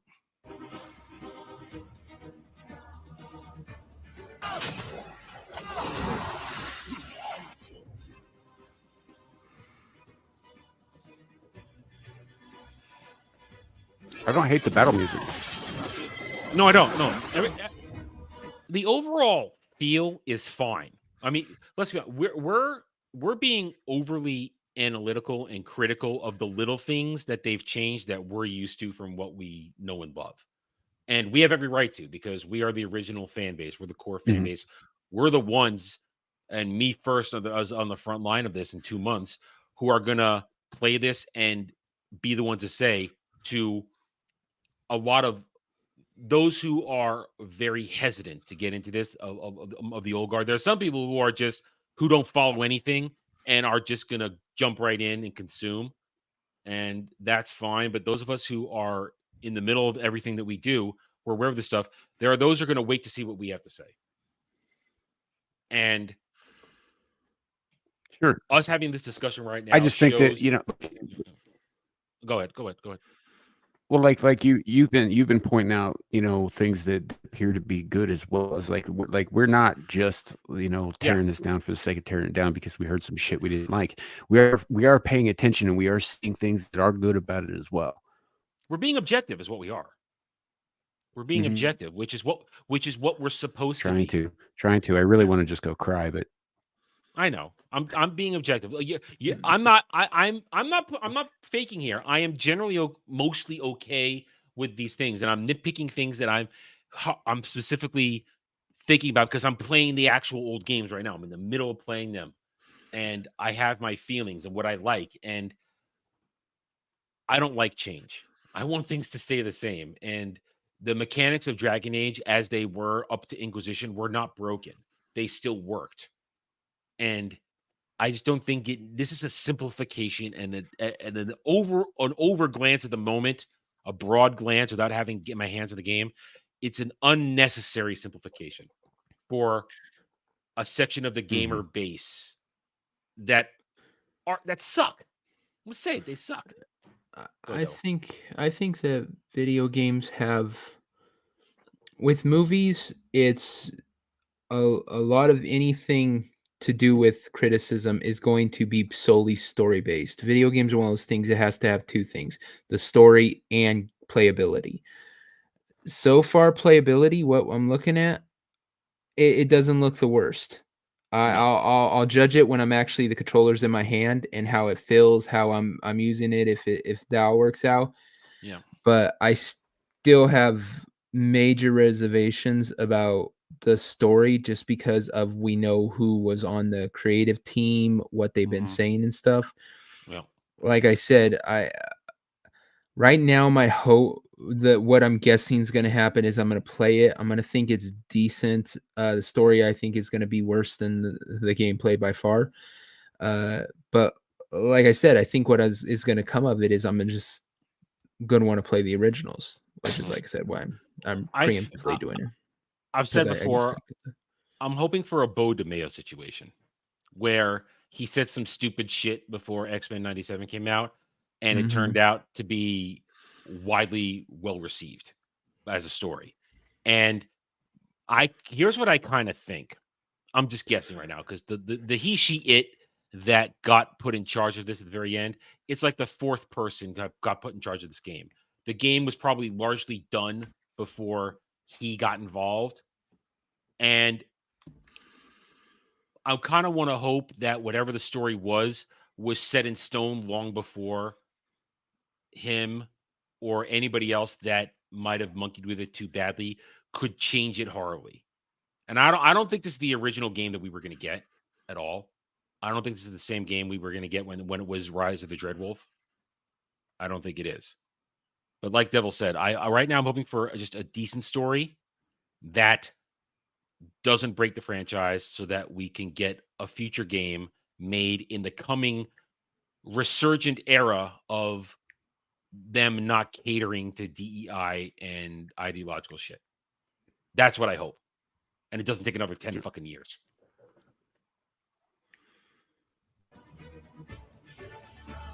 Act like crystals are free, gathered up in a group place. That's AoEs. Whatever. Well, you freeze them and then you have your warriors smash them. Yeah.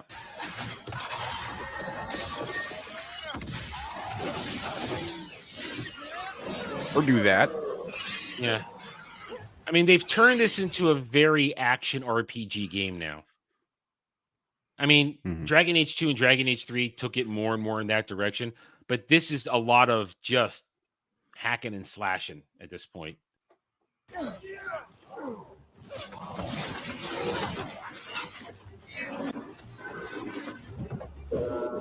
Ultimate attack.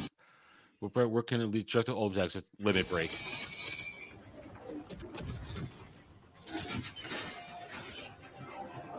That's a meteor.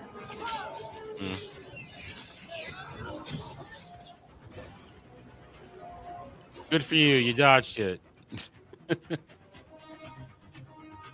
The hacking and slashing thing, it has its place. Yeah. And it can be awesome places in Diablo. You're not wrong. You're not wrong. I mean, like I said, 2 and 3, we're pushing it more and more in this direction. It's just this feels like everything else now, which is not inherently bad. It just, as I've been saying, it removes the uniqueness that was Dragon Age. I see all these barrels there. Why aren't we using those barrels? Using the environment. Come on, get creative.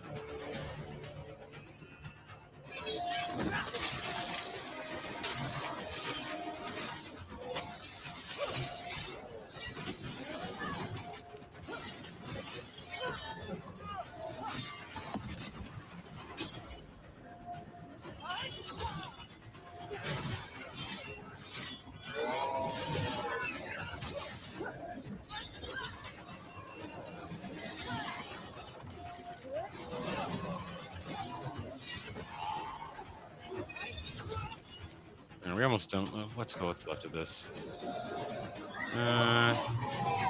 Looks like it's just more of the same.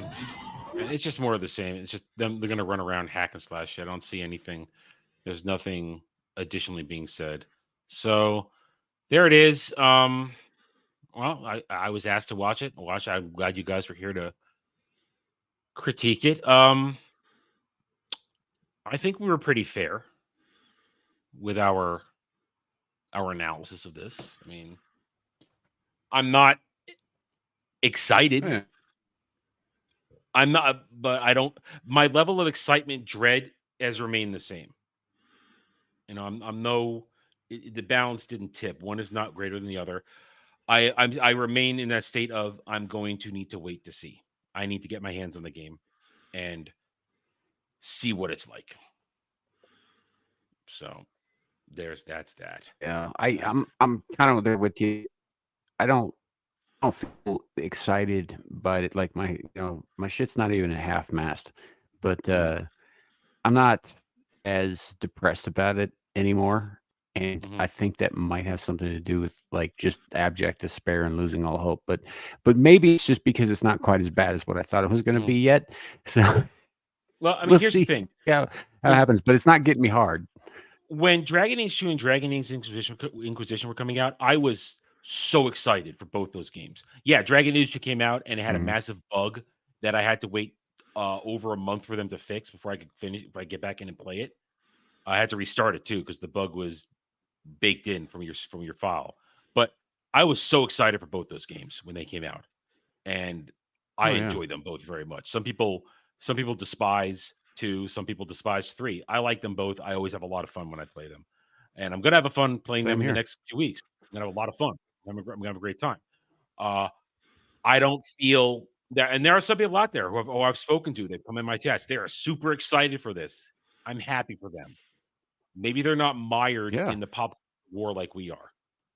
So, well, I hope they get a great game that's everything they want it to be. Honestly, I really do. Yeah. So I'm not excited right now because of all this stuff. So we'll see. October 31st or what is it? Shit. Is it 31st? Let me look up. I thought it was the end of next month. It is. It's not how. It's end of October. I don't know if it's the last Thursday or it's the last Thursday or Tuesday. I don't remember. Games used to drop on a Tuesday. Now they drop on a Thursday. Strange. Got to type. Age. Veilguard. Yeah, October 31st. Yep, they're dropping in the Halloween. And I believe that's a Thursday. Let me see. Yep, it's a Thursday. That's going to be very... I might not get to play this until Friday because Thursdays are not good for me at the moment in terms of getting my car because the car has to go 2 places in the evening, and I can't go pick somebody up at 9:30 at night, 8:30 at night if I'm going to be doing a stream. So I might not get my hands on it until Friday because I refused. First of all, I could if I went early to Walmart before the car leaves today, but after my experience trying to get a Stellar Blade at Walmart, I refuse to buy games at Walmart now. I refuse to. I'm actually going to do it at Best Buy, like Devil said when you saw that. Because I could at least get a $10 gift card to use for something later on, and only pay $69, $59 instead of $69. So, well, we got 2 months, roughly a little over 2 months. It'll be streamed on this channel, guys, for the first session. When I do it, we'll be right here because I want to try and at least get my money back from Super Chats. I'm a grift. I'm going to at least try and make my money back. Then that session will be uploaded. It'll be recorded and uploaded to the gaming channel. And going forward, all sessions will be on the gaming channel, Renaissance Nerd Arcade. Link is in the description below where you can join me almost on a daily basis right now because I'm really having fun. It's kind of been relaxing. Also, I have nothing else to do until Thursday when Rings of Power starts. I really don't have anything else to cover. I've covered Star Wars as much as I can right now. So I'm just playing when I have the opportunities. So we're been over there a lot, and I should have been playing more games in there anyway. I really need to keep trying to grow the channel over there, which is just gaming, nothing else, just gaming. Right.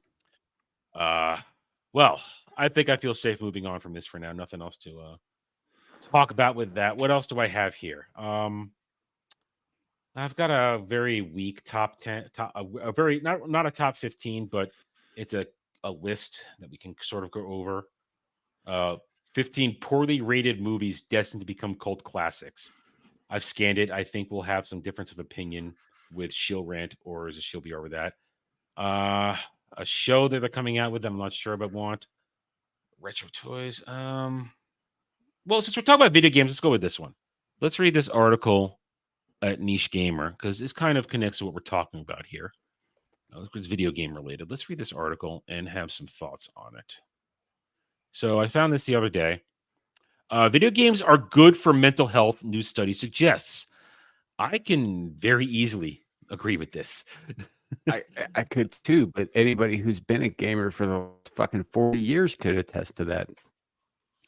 But we live in an era where a lot of people shit on gaming. You know, oh, these gamers, they're incels. Oh, they live in their basements. Oh, they don't touch grass. They're discussing this and that. And yeah, but Adam, like you're old enough to remember same as Devil and I that that sentiment was much fucking worse in the late 80s and early 90s.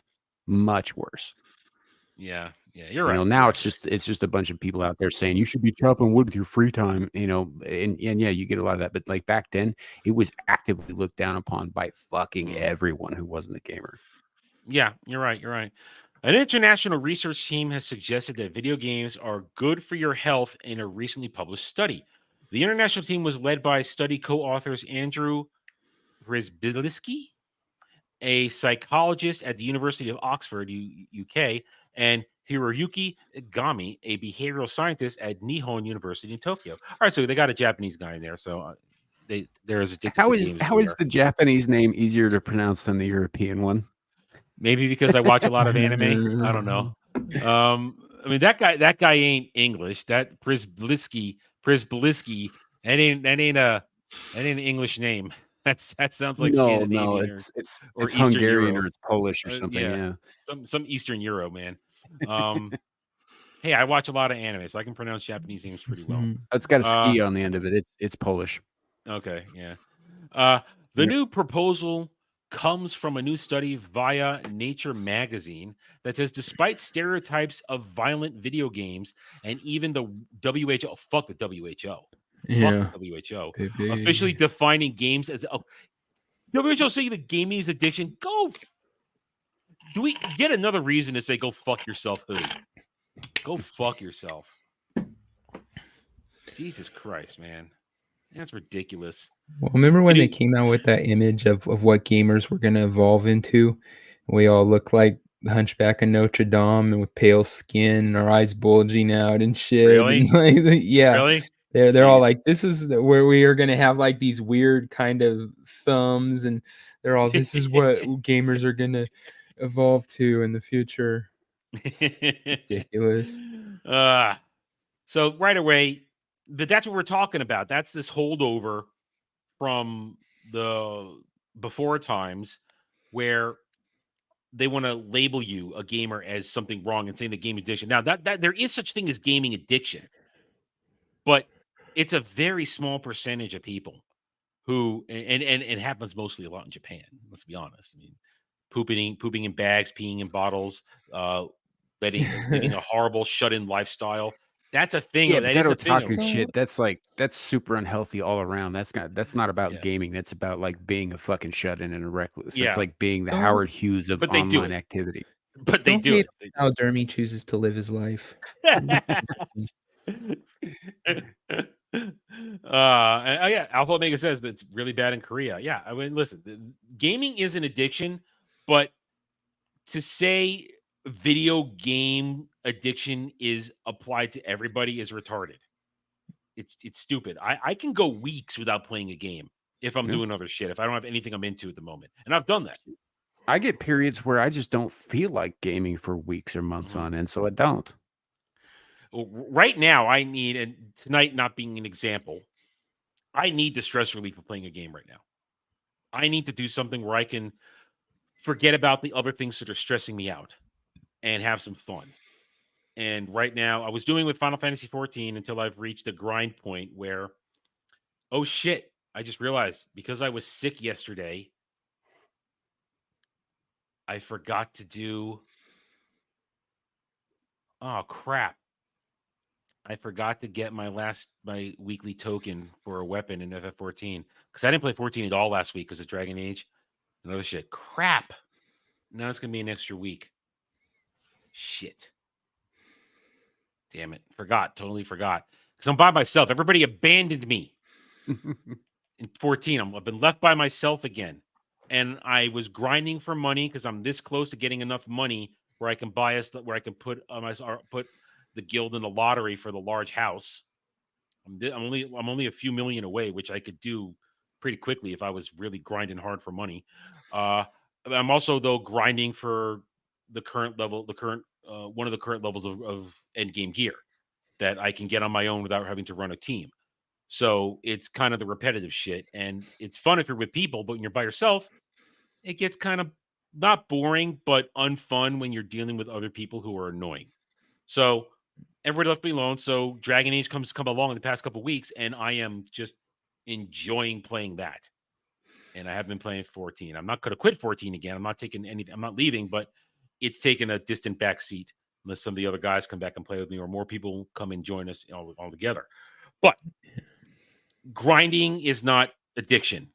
And like Samuel said, there are times when I can stop games altogether. I go through phases where I don't want to play and I just want to watch shit. I just want to sit down and watch something and not and do that. I just happen to be in a mix of that stage right now. I'm enjoying playing stuff. So fuck the Who. It's not an addiction. I mean, people. It's a very small percentage of people that actually can't stop playing shit and throw out their lives. And it's mostly college students who get to college for the first time and don't know how to work life balance.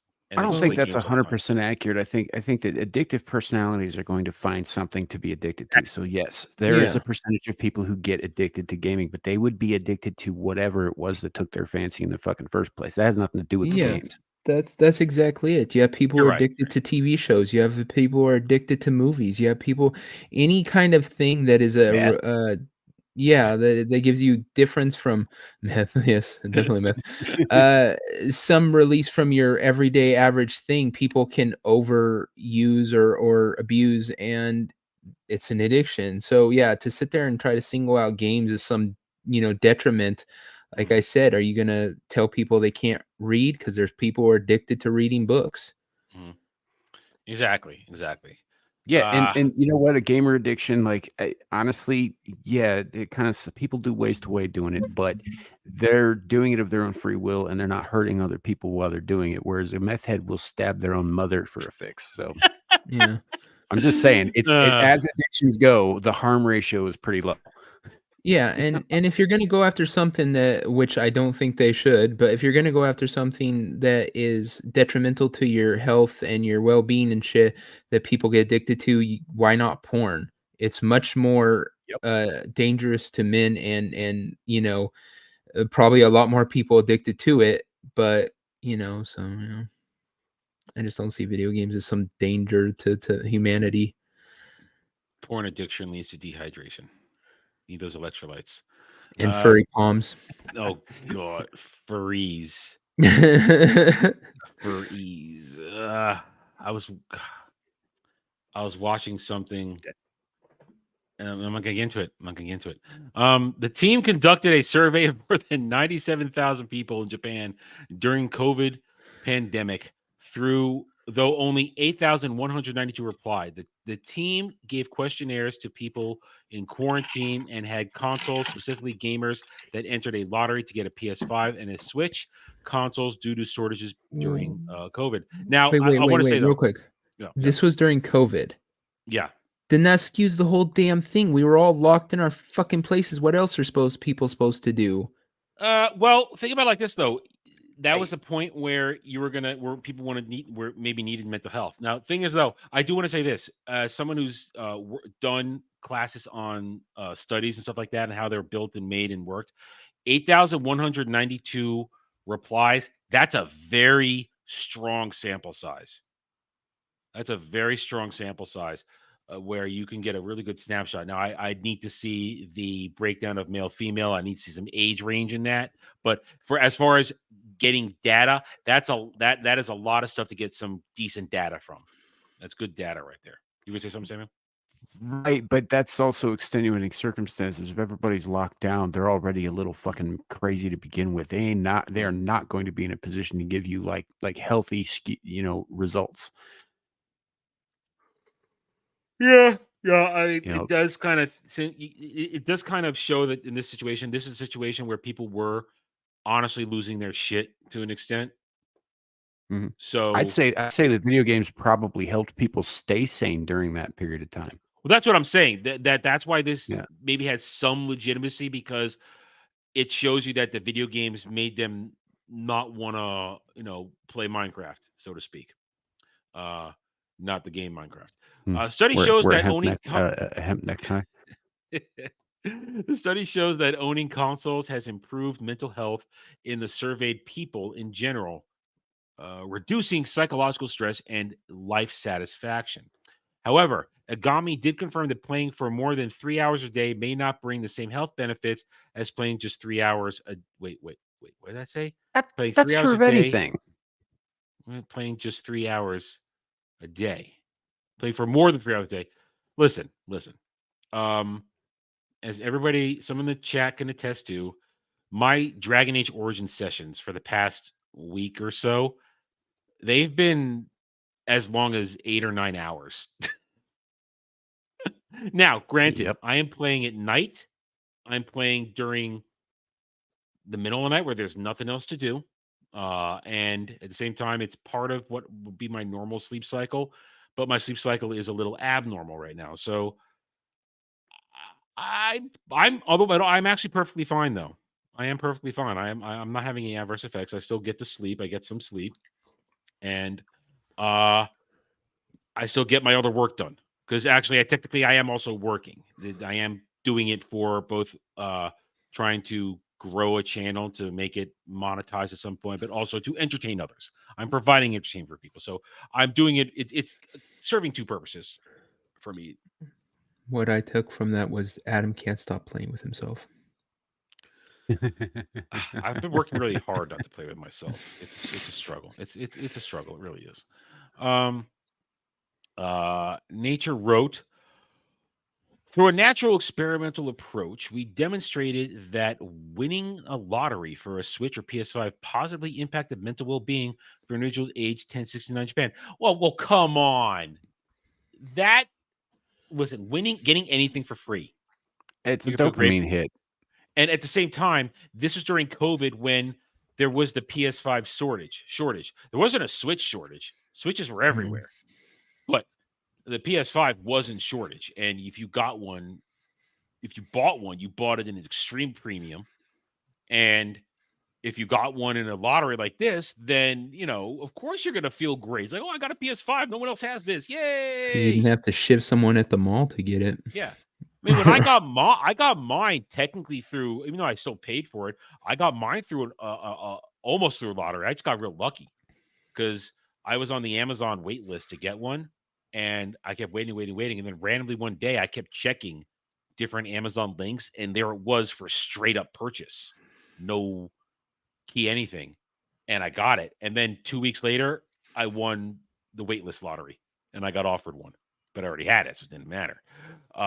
But I felt great when I got it because I got one. So that's a ridiculous statement to make because it's bloody goddamn obvious. You're gonna feel great when you get it. Yeah. Here's your golden ticket, Charlie. Now show me your chocolate factory. The study confirms that the Switch ownership was favored by females and younger populations, and the PlayStation 5 for males and adults without children, according to Pete Chels, professor of psychology and science communication at Bath Spa University. Well, listen, all the chicks play Animal Crossing. Okay, they play Animal Crossing on the Switch, and they're perfectly happy, fine. They got to collect the bugs and leaves and sell them to each other. Yeah, exactly. And Nintendo has always been the gateway to gaming for kids because it's very, the games are a lot of games are oriented for kids. It's good for first gamer experience as a kid. It was, because being the original, I can attest to that. And going forward, that's what the Switch is. It's very easy to handle, and it's very user friendly for a kid. Just is. It's not the games on Xbox, PC, PS5, much more adult oriented in terms of gameplay and content. So that makes sense then, that statement. Dr. Mike Cook, computer science teacher at King's College London, concurred with the study, saying research which helps people understand the benefits of play is good for everyone, particularly when it comes to video games, which suffer from an image problem globally. Video games are not just important for children, but for adults of all ages, and are becoming increasingly important for older generations as a source of social connection and mental challenge. I guess because co-op gaming has only gotten bigger and bigger over the years. And look at us, for example. The three of us, a lot of the people we hang out with, we are not in physical reach of each other in terms of hanging out. So we play games together. And it is a social interaction. It's how when we're not on stream like this, it's another way for us to hang out and chill out and enjoy each other's company. and give each other shit for when we do stupid shit in the game. So, so that's true. I don't see anything wrong with that statement. Nothing wrong. Well, I mean, just the three of us, like, one's on the East Coast, one's on the West Coast, and I'm pretty close to the center of the country. Yeah. And so that's true. I came to that conclusion literally a decade ago when all my friends who I had like actually hung out with and had physical social lives with in the late 90s and into the 2000s, we all went our separate ways. Mm-hmm. And I can honestly say I'm only relatively in contact with like 2 people from my past at this point. Everybody I hang out with, is digitally for over a decade. It's been that way because that's the way my life broke down, and the social circumstances I placed myself in. Like when I went back to school to get more degrees, shit like that, I was in a situation where the social opportunities were not really presented because I was not a kid on campus. I was somebody going to campus, doing the programs and the degrees of that, but I didn't live there. And also a lot of times when getting a second BA, kids are 10 years younger than me. There's no connection there. I tried in a couple of groups. I tried to throw a couple of gaming groups I joined. No connection whatsoever. At the same time, though, then when you go to like a master's program, it's a wide range of people, but those are all adults with their own adult lives. And no one's looking to have social gatherings or make new friends when they're coming into a master's program. That's just the truth of it. So what I'm hearing, all right, roast me, get it over with. So what I'm hearing is that Adam needs to get out and meet a woman.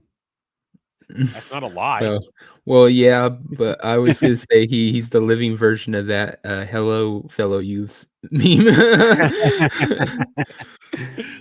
My point is, though, my personal social opportunities were very limited. Especially, I live in a massively left-wing area, so it's hard to find people to even communicate with on a normal conversation level.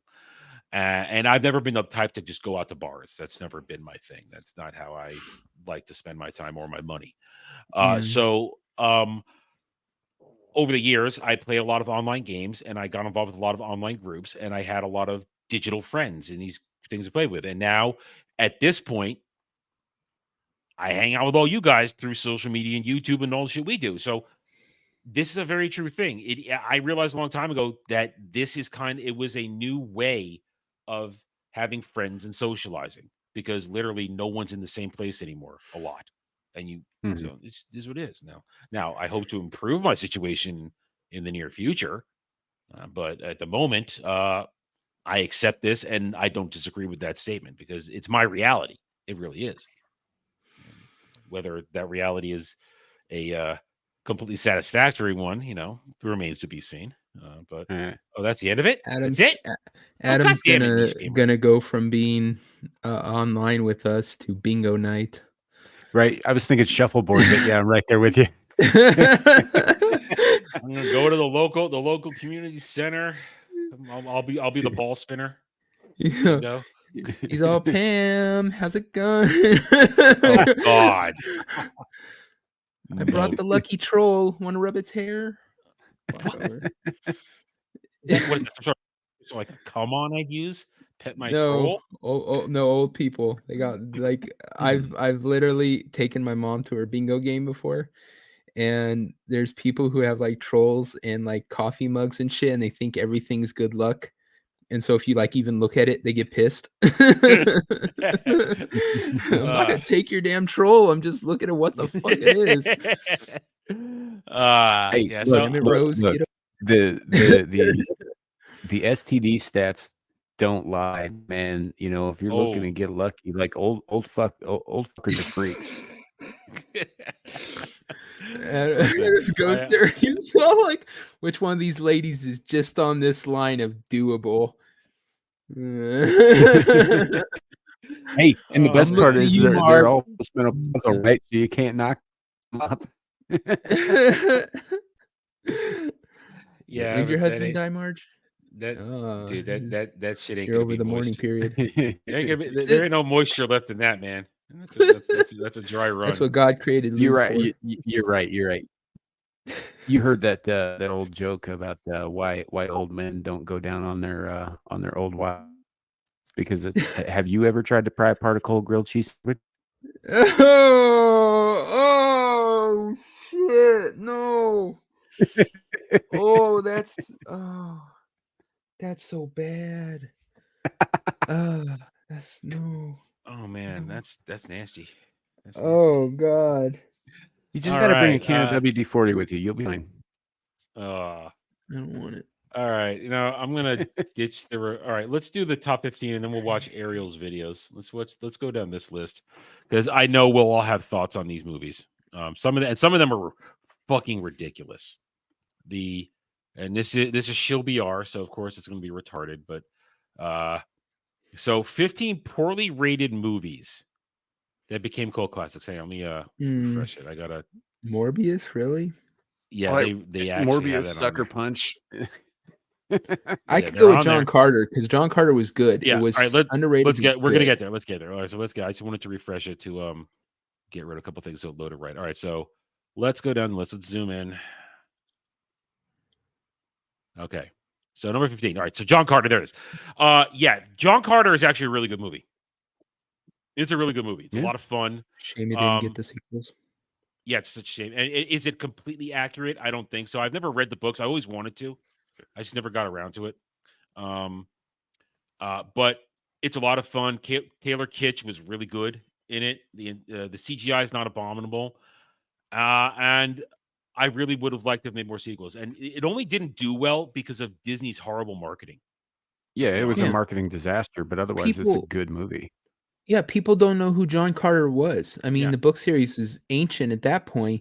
And yeah, they just, so when they said John Carter, everyone's all like, okay, John Carter. Okay. I mean, you have to give it some sort of name that draws people in if they don't know the story right off the bat.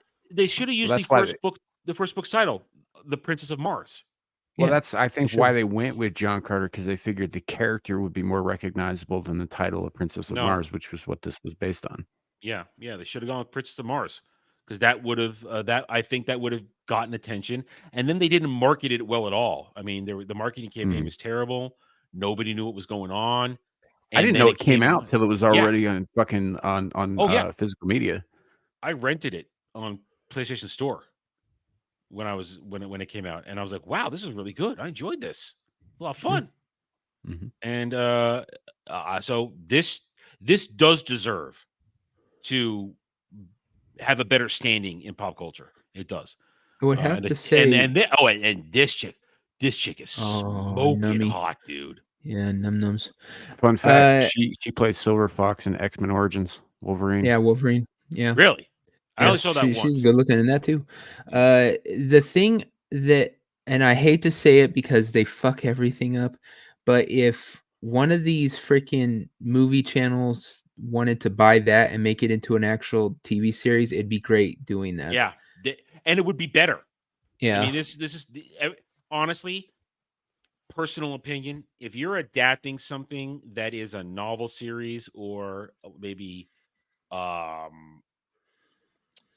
even comic book, like I would honestly, miniseries, TV series are better because if you give it 8 to 10 episodes on a single book, you can cover the whole book. You can get it done and not miss anything and not have to wrangle what can we cut, what can we keep to keep it down, runtime down. This would work great as a TV series. And maybe another 2 to 3 years once we're past all this shit. Somebody with a brain. Sure. I mean, the original Shogun adaptation was 12 episodes. Mm-hmm. Yeah. So maybe in another 2 to 3 years, they'll give it a shot. All right. So we agree. This deserves to be a cult classic, and it deserves a better standing because it's a fun movie. All right, let's keep going. What's next? Boo! No. Okay, hear me out. Kick him. Jessica Biel. That's all I'm saying. That's not enough. It is for me. Okay, Look, Jessica Biel's sexy, but like what does that change the shit of Dominic, it? what's his name, is Dracula. I liked him too. Look, I know the movie's not.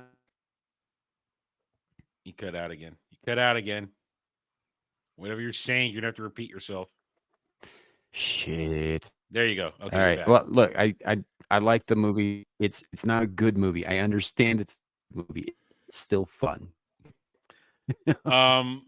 Here's the difference right there. Hold on a second. Let me get my copy of Blade 2. Let me get my copy of Blade 2.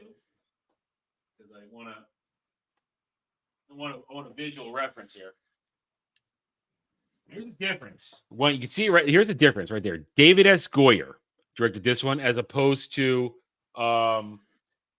Guillermo del Toro did Blade 2. There is your difference, man.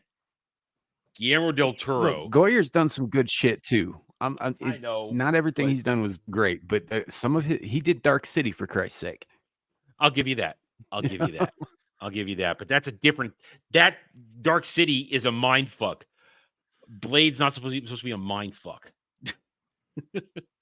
Blade. Blade 3 didn't happen. It didn't happen for me. And here's how retarded it is. Have you ever seen the alternate ending? I don't think I have. There are two endings out there. One that I once saw I once saw this on television where I just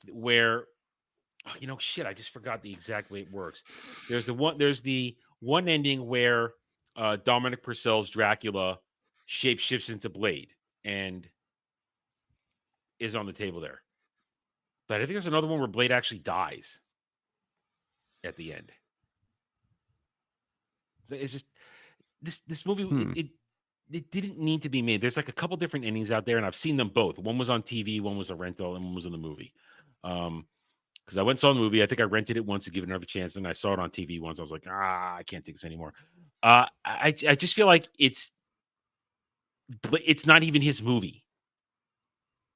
And he has nothing. Blade has no real story in Blade Trinity, is my feeling. It's more about Ryan Reynolds. No. I mean, it's not really about him. Yeah, and that's my point. Yeah, I'll give you that. It's I'll give you all of those points. And I think they're all valid points. What I'm saying is Jessica Biel's ass plus the movie's still fun. Dude, if I was gonna watch Triple H is so fucking cringe in that movie, man.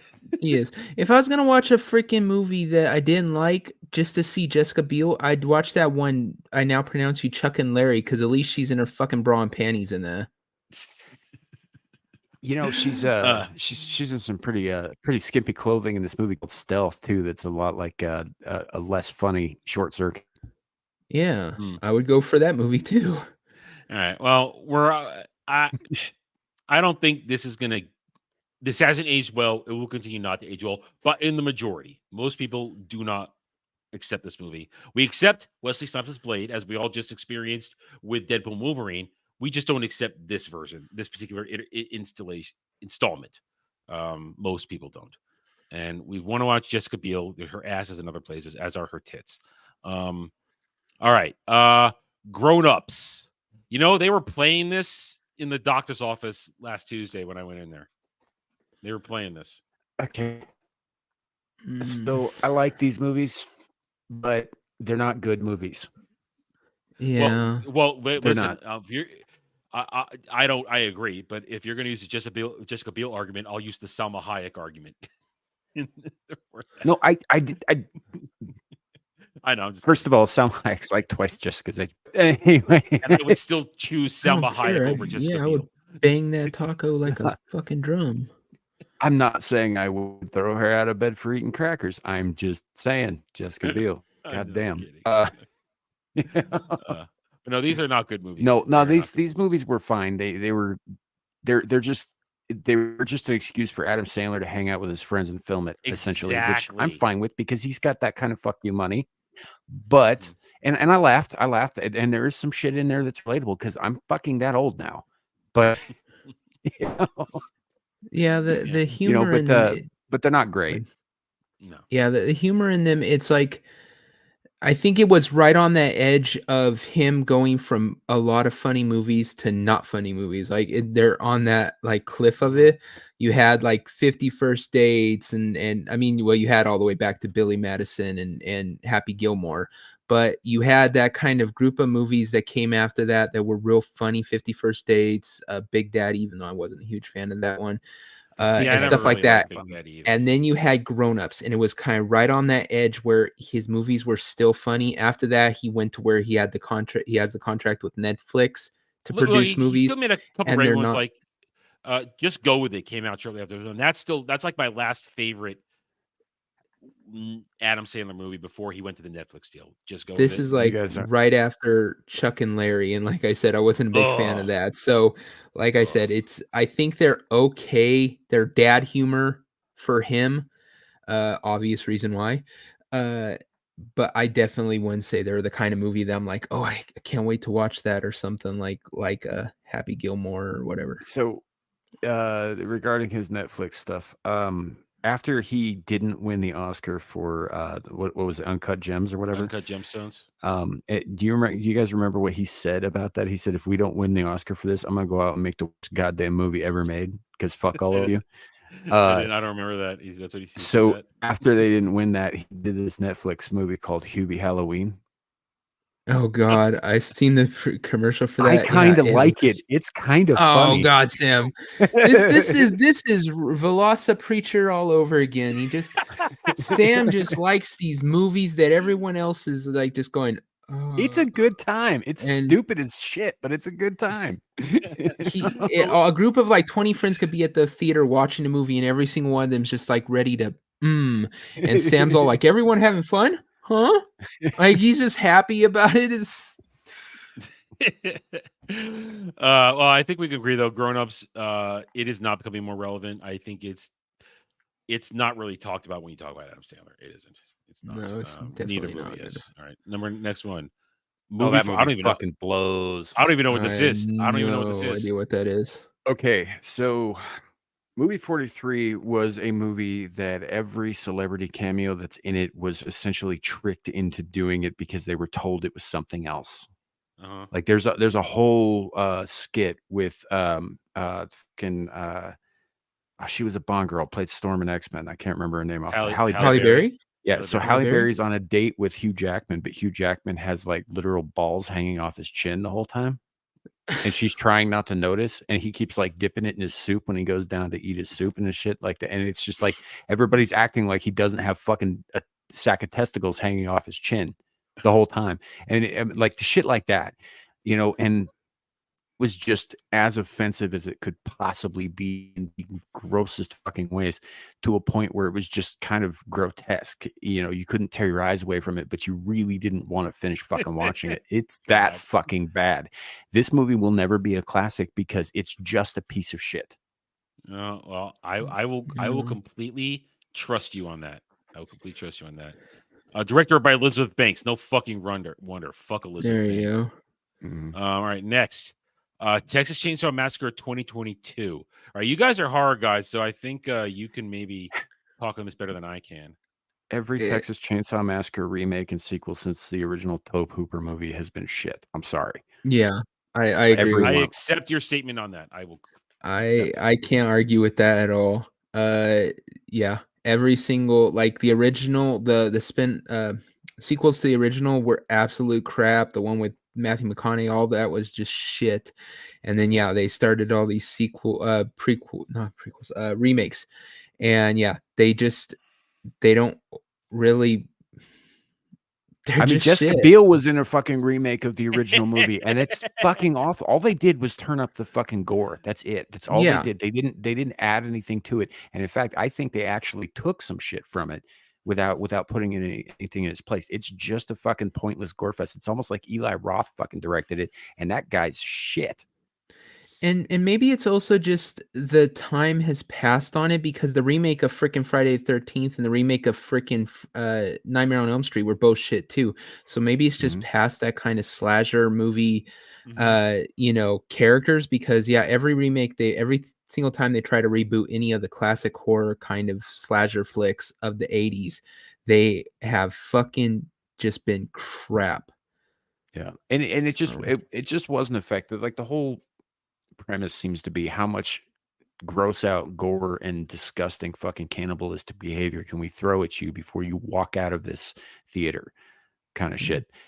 Whereas the original movie, there's actually very little blood in it. There's very little on-screen violence in it. Very, very, very little. It's extremely minimal. Almost all of it's left up to your imagination, and it's extremely effective.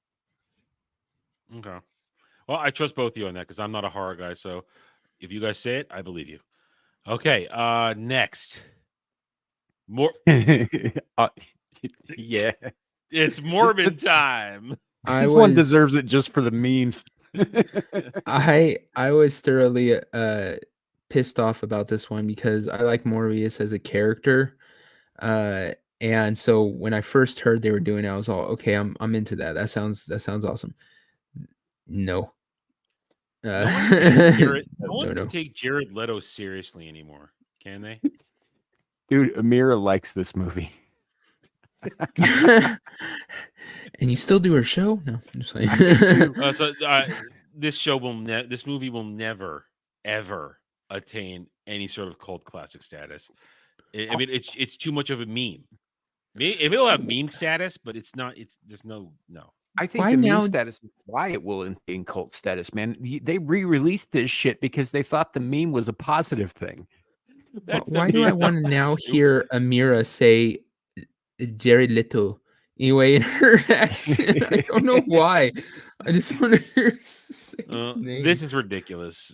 This movie is going to go down as one of the dumbest things of all time. It's a joke. It does have pop culture relevance because of its Morbid time and the re-release of what, like Samuel just said, where they thought the meme was positive and they thought they could get some more money out of it.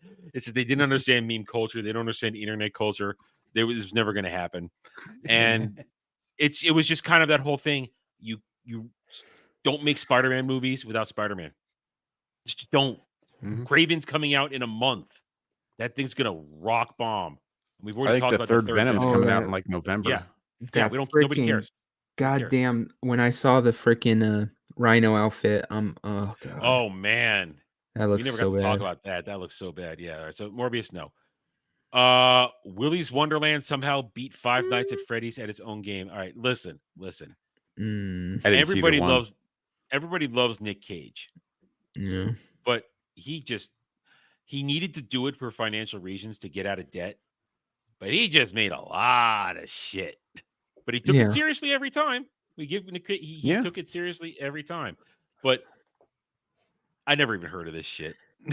Have you seen that? I heard about it. Go ahead. Sorry. Have you seen that one, the overwhelming weight of talent or whatever it's called? Yes. It's called The Unbearable Weight of Massive Talent, and it's glorious. Yeah, that's actually a pretty decent movie. Funny of how self-aware it is. I had to watch that for book club. Paul had me do that, and I was actually I ended up liking it. So at least he has a sense of humor about what his career is taken and where it's taken him. But I don't think Willie. Go ahead, Sam. Go ahead. I think he made The Unbearable Weight of Massive Talent as a way to kind of celebrate actually having gotten out of debt. Because that was his celebratory movie. You're absolutely right. That was the first one he made after that. It was completely self-aware and totally fun to watch. Like, I love that fucking movie. But as far as Willy's Wonderland goes, I mean, Ariel says she liked it. Nobody's ever heard of this. I don't think nobody knows what this is. I heard of it, but I didn't watch it. I never heard of it. I heard about it and I've had opportunity to watch it, but I like my kids into Five Nights at Freddy's. I'm not, and so I was like, well, this sounds exactly like Five Nights at Freddy's. So I'm going to take a pass on this. Mm-hmm. Yeah. So I think its lack of attention grabbing will not allow it to reach any sort of status. I just don't personally. It may be good, but I just don't think it's going to get, I don't think it will go anywhere. It'll just be lodged one of those movies Nick Cage made when he was trying to get out of debt. All right. Cold Pursuit is Fargo taking. All right. I don't even listen. Liam Neeson never saw it. Never heard of it. Liam Neeson can make some great I'm gonna kill you movies, but he made a lot of them that no one's ever heard of. Yeah. Also, hot take. I kind of hate Fargo. I don't like Fargo either. Yeah, me neither. I'm not quite read it. Here's the thing. What I've seen of this, it's after a while, Liam Neeson, every one of his movies, it seems like they're kind of just playing the same book, reading the same book in just different ways.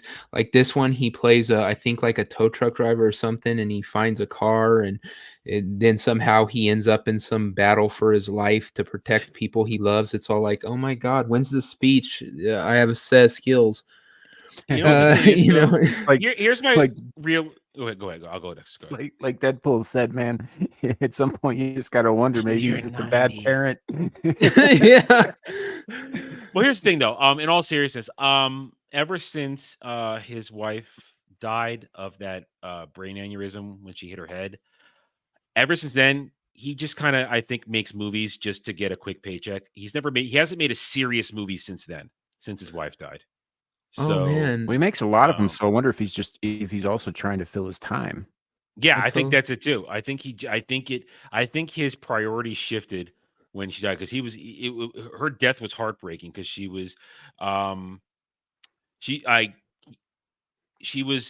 played the mom in the Parent Trap remake. If you need a reference of who she was, which I prefer the Parent Trap remake over the original Hale Miller ones. Frankly, I love that one. She played. I think they met on the cast of Nell.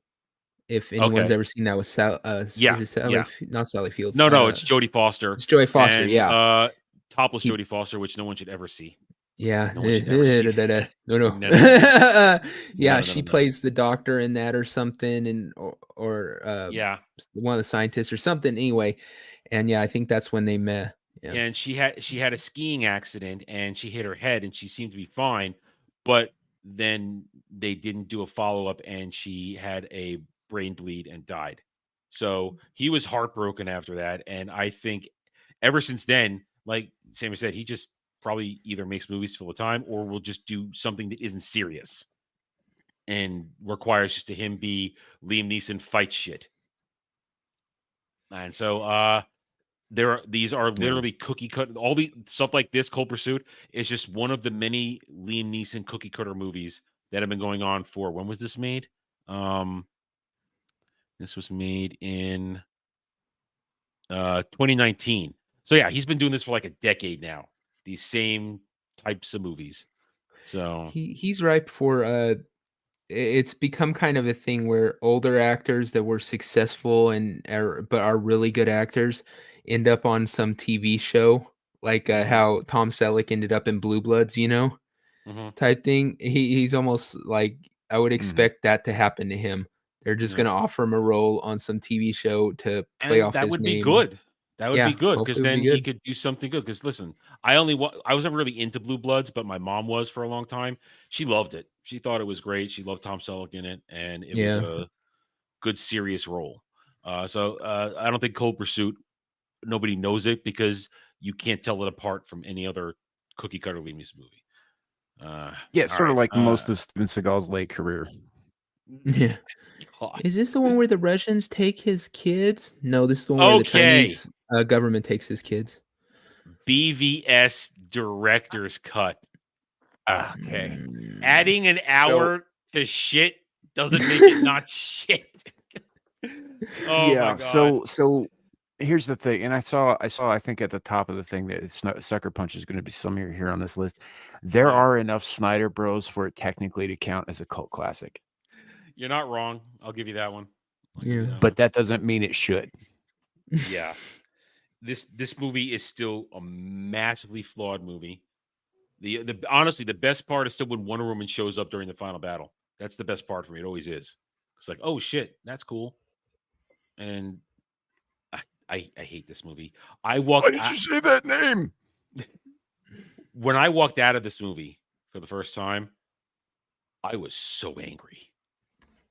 And I did a rant to a friend of mine, and that was the first time somebody said to me, this is 2015, says to me, dude, you should like be online ranting about movies and shit.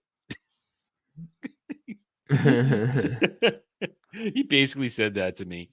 So, I mean, God, this movie, but Samuel's right. The Snyder Bros Snyder Bros alone do make it a cult classic for them. There are parts of this movie that are not terrible, but the whole thing altogether is kind of like a shit salad. Like if you take the perfect Caesar salad, right, and you sprinkle in a little bit of dog shit, guess what? Now it's a shit salad. It taints everything, right? And this has more than a little bit, more than a sprinkle in it. But you know, like Holly Hunter's performance is actually pretty fucking solid. For example, you know, they're him as Bruce Wayne. I actually bought way more than the Batman thing. I thought the Affleck was really, really fucking good as Bruce Wayne. You know, I liked Jeremy Irons as Alfred. Amy Adams, I could probably just like leave in. Oh, she's one of the worst Lois Lanes of all time. Yeah, she's kind of one of the worst actresses I've ever seen. Yeah, in anything ever. But she's not good. In it, you know, but there are pieces of it that I think are great. It's like you get that one perfect crouton in your salad, right? But the problem is it's been soaked in dog shit. So now it's a dog shit crouton. I'm with Adam. The one good thing was freaking Wonder Woman.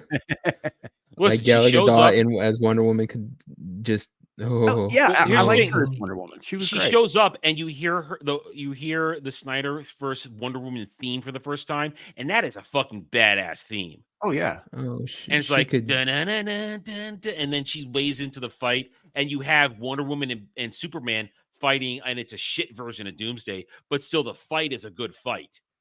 But it's just it shouldn't have happened. This whole movie should lose points alone for the fucking cave troll they called Doomsday. I know. Yeah, that wasn't Doomsday. When I realized, I'm like, is that Doomsday? And I'm like, it's fucking Doomsday. What the? Yeah. All right, so I will take Samuel's statement that Snyder Bros. Alone will allow this to get classified in a cult classic status, because there are a lot of them. All right, what's next? Okay. Samuel, I turn this one over to you. I'm gonna go get some water. So okay. Go ahead. Look, I'm telling you, give this a little bit of time. It's gonna be beloved. I promise you. It will. I know that it bombed, and I know a lot of people talk shit about it now, but I'm telling you, down the road, people are gonna look at this movie fucking fondly. They're gonna watch it at fucking Thanksgiving. You know, it's gonna be on that level at some point. And it's not just me saying this, like, I mean, it is just me saying this, but because I do love the movie, but and yes, it has its problems, but you know, so do a lot of movies that we look back on as like, you know, great parts of our childhood and shit like that too. You know, I mean, like take RoboCop for example. RoboCop's a great fucking movie, but there's this bit where Ed 209 falls downstairs and starts squealing like a fucking pig because he can't get off his back, right? That's fucking stupid. You know. It is, but that doesn't mean that we enjoy that movie. No, on Cocaine Bear, thank you. Yeah, no, everybody's gonna love Cocaine Bear down the road. Did you even see it, Neville? Steve? No, I didn't. Because I have better stuff to do with my time, like anything. Steve likes cocaine. Cocaine is great. That's damn it, Steve. Yeah, I can't comment on that without incriminating myself. I right past that part.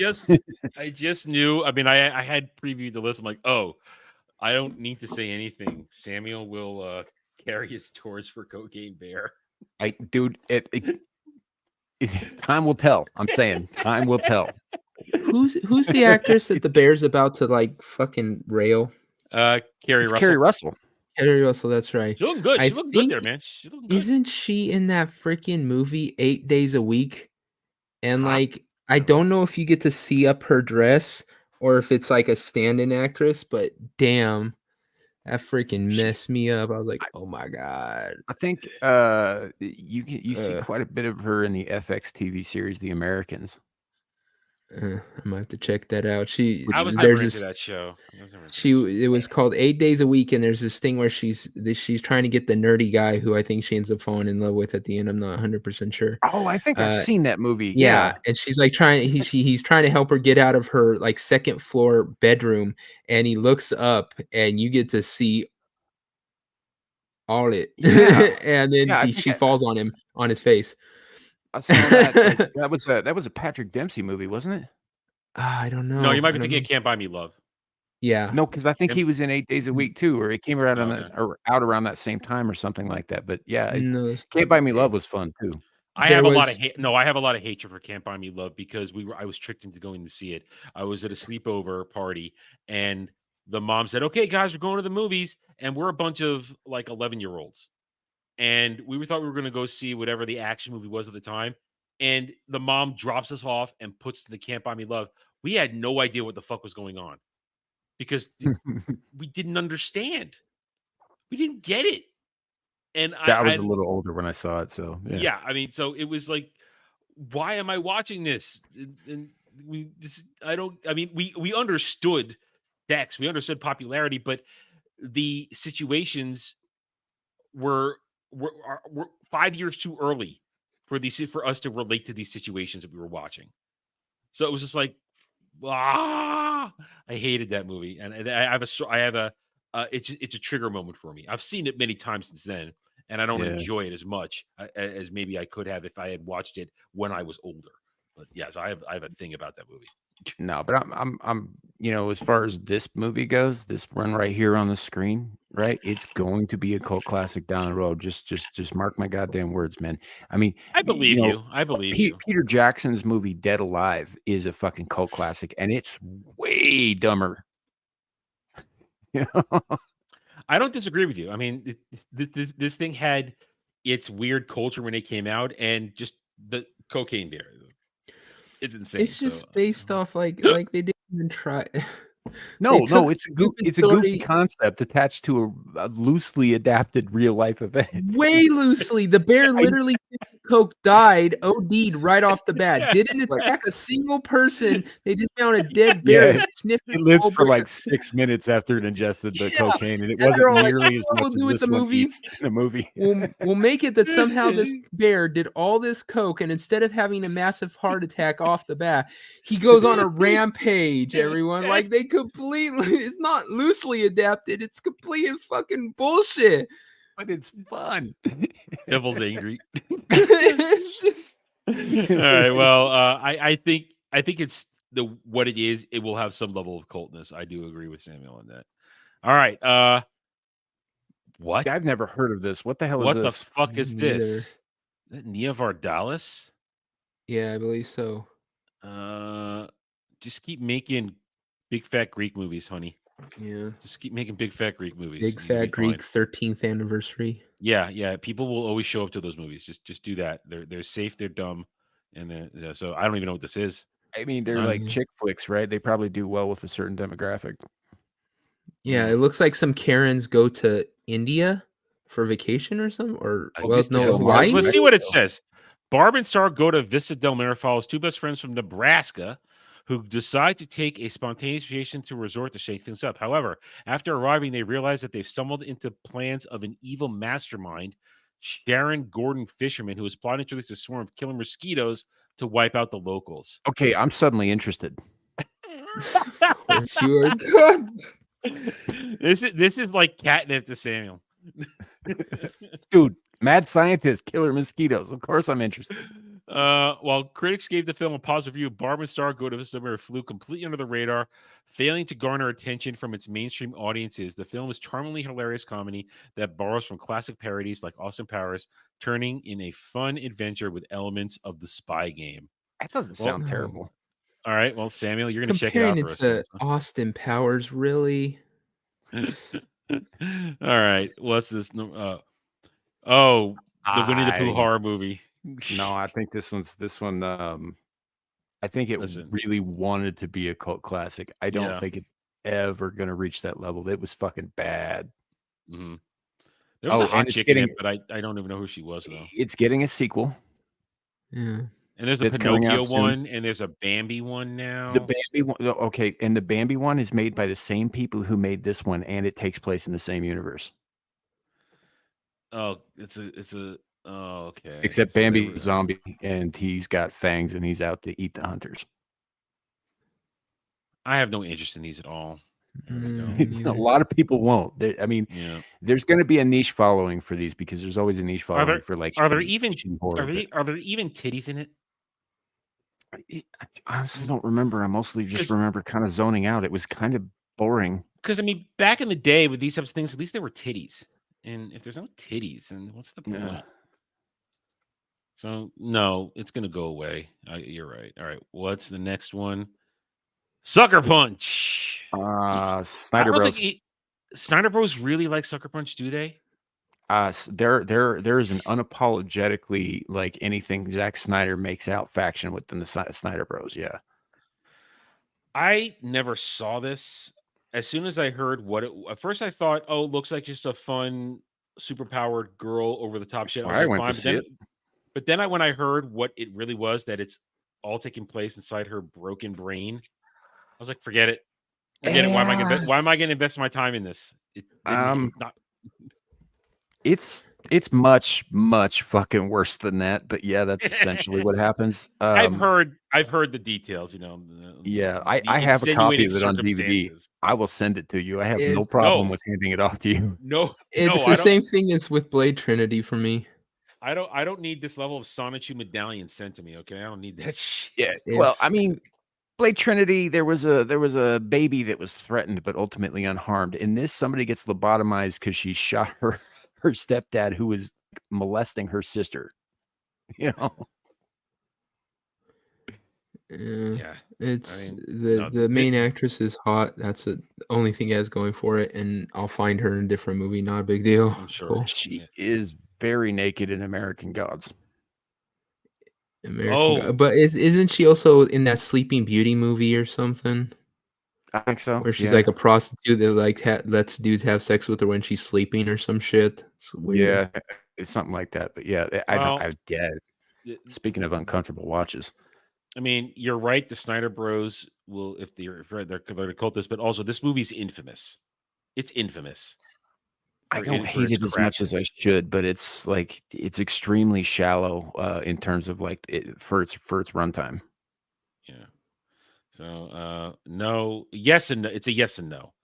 It has its cult following, but it really is despised by a lot of the world. All right, the next one. Remember, this isn't like an order of top 15. It's just a list. Yeah. Harold and the Color and the Purple Crayon. This just came out, didn't it? I never even heard of this shit. I don't know what this is. This just came out. Let me see if it has the release date on it. Yeah, this just came out 2 weeks ago. Then it's got no business being on this fucking list. Yeah, nobody's seen the damn thing. I mean, it came out. The thing is, like Deadpool Wolverine overshadowed it, and a lot of other things overshadowed it.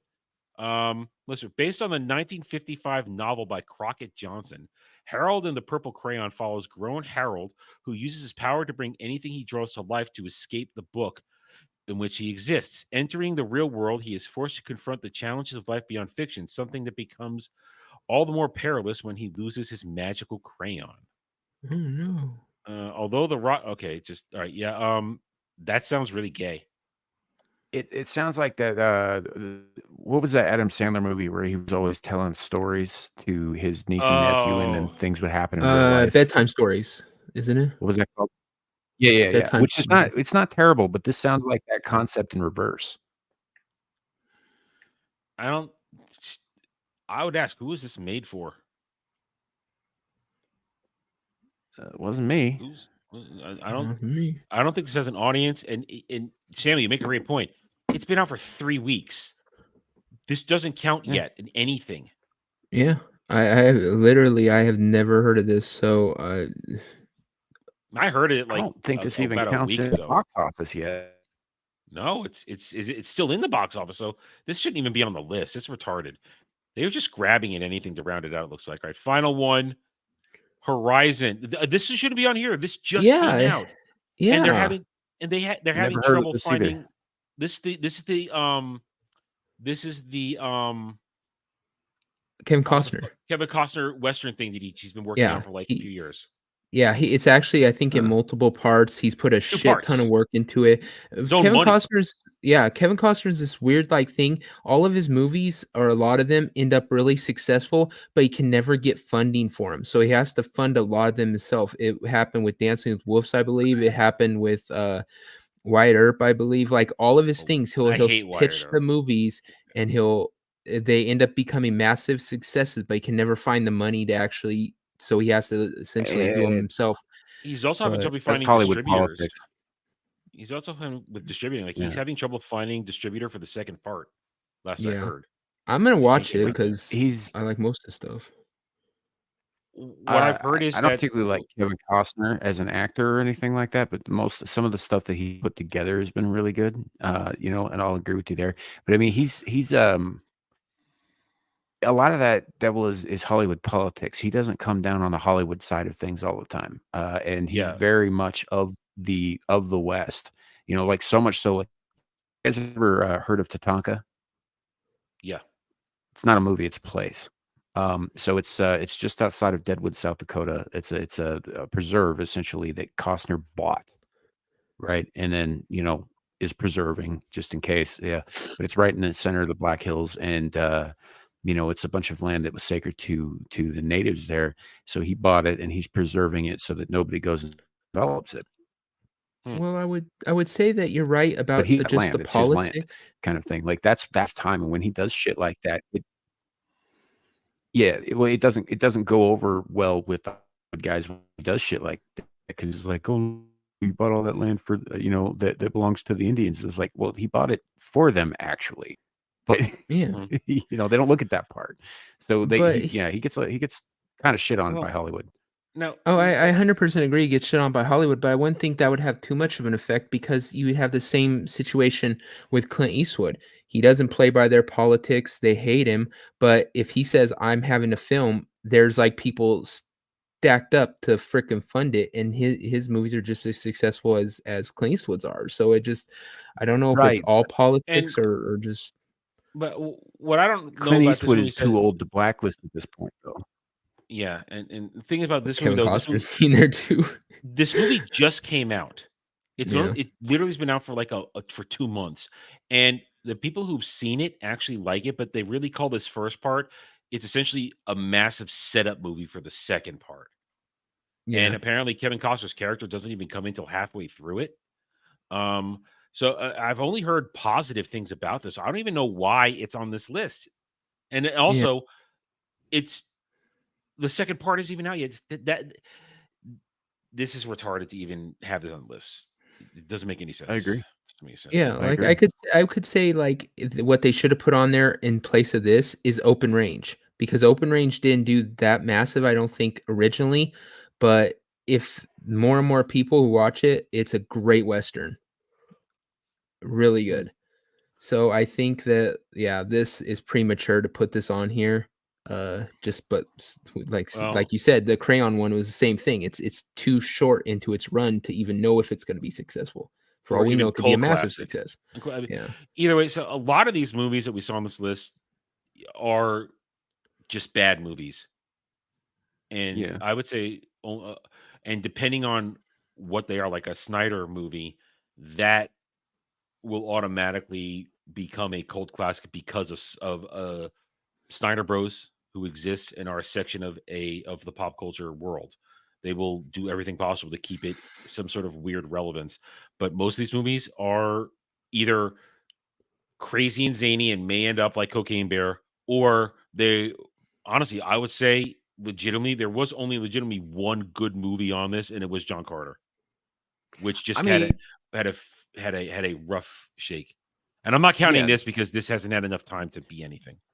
Even though it has positive word about, but like John, a lot of these are very recent too, and that's the thing about cult classics. They find their audience years, sometimes decades after they failed to perform in the box office. That's how they become cult classics in the first place. Some of these have just not had enough time for that to play out, especially those last two. Some of them have had plenty of time to play out, Blade Trinity, but there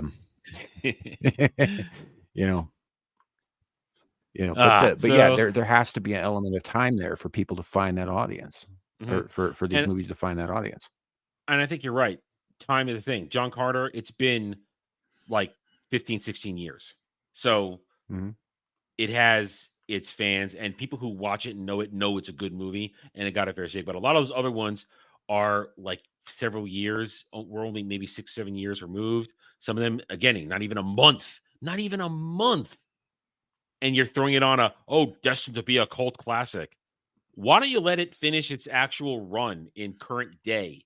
come back to it in 5 years and start saying maybe then. But that, as usual, ShowBR does not disappoint in its retardation.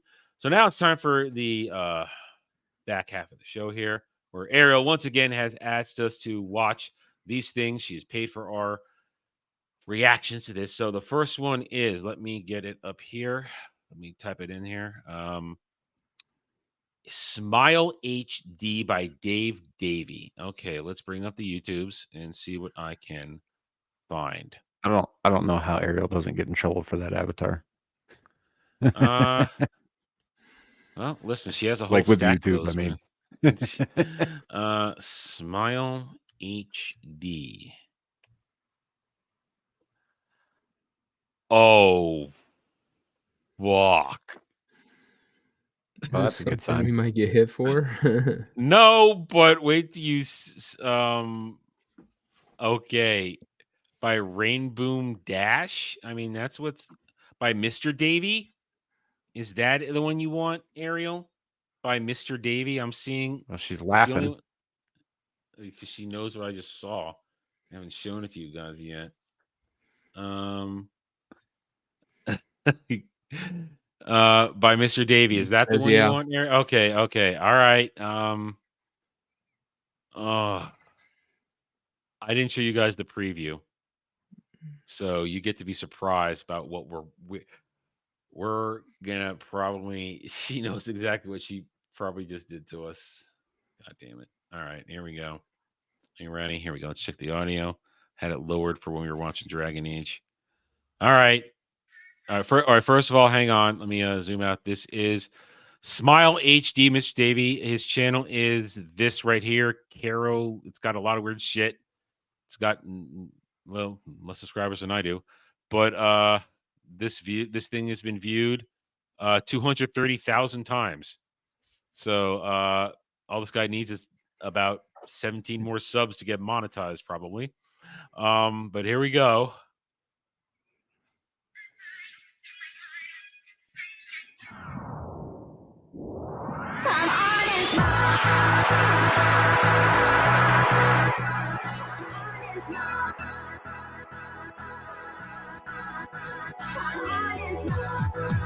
I know what's coming. I saw the preview thumbnail. You guys don't know. I know what's about to happen. I'm just scared. He's scared. Oh, God, no. Well, have a good night, fellas. Brony crap, man. God. Why didn't you make Dermy watch this shit? We need Dermy here to translate what's going on here. I don't know what's going Oh boy, on here. Cartoon movie with rainbow vag, or whatever the fuck they call it. I'm gonna lower it a little bit. That was really loud.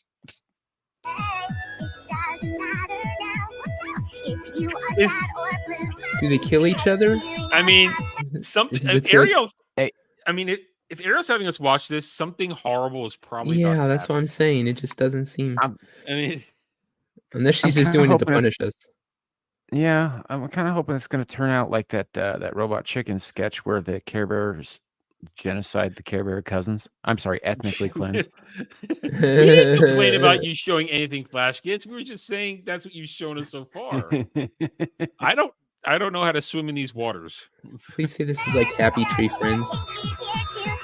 What Pinky's here to do? Too late. Yes. Oh shit. Kick the crap out of them. Okay, that's better. Off. Holy shit.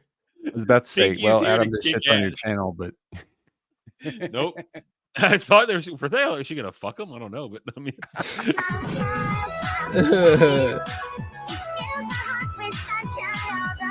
this reminds me of that level in Diablo 3 where you go and kill all the unicorns and teddy bears. And there's rainbows everywhere and smiley clouds. Pink, like it's like I'm gonna beat the shit out of all y'all.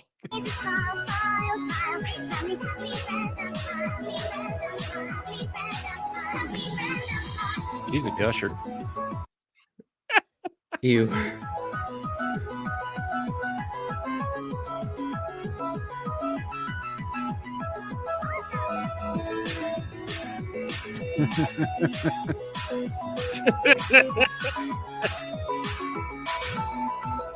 Oh, what's gonna get? Oh, that's Rainbow Dash, and I hate that I know some of these fucking characters' names because true, I have some daughters still, so I have an excuse. And maybe you feel sad, but Pinky will be there to show you that it isn't that bad. There's one thing that makes me happy and makes come on, Pinky, get up. my life worthwhile. Get up, Pinky. And that's when I talk to my friends and get them to smile. Smile. I really Think you gonna go Super Saiyan? your smile fills me with peace. Smile, and that's so special to me. Oh, Hadouken.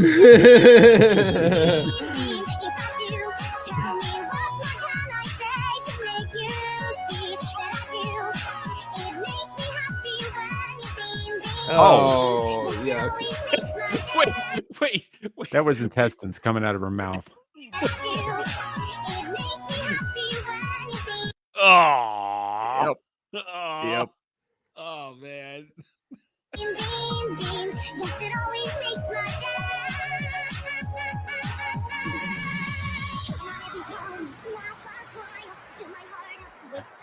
No, it's crotch Why'd shot. they do That's that? crazy. Yeah, why'd they do that view? Fucking brony.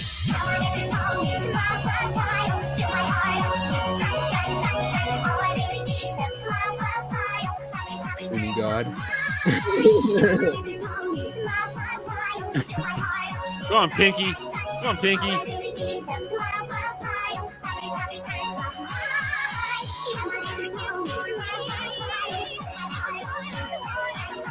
Yeah. You've seen the subtitles.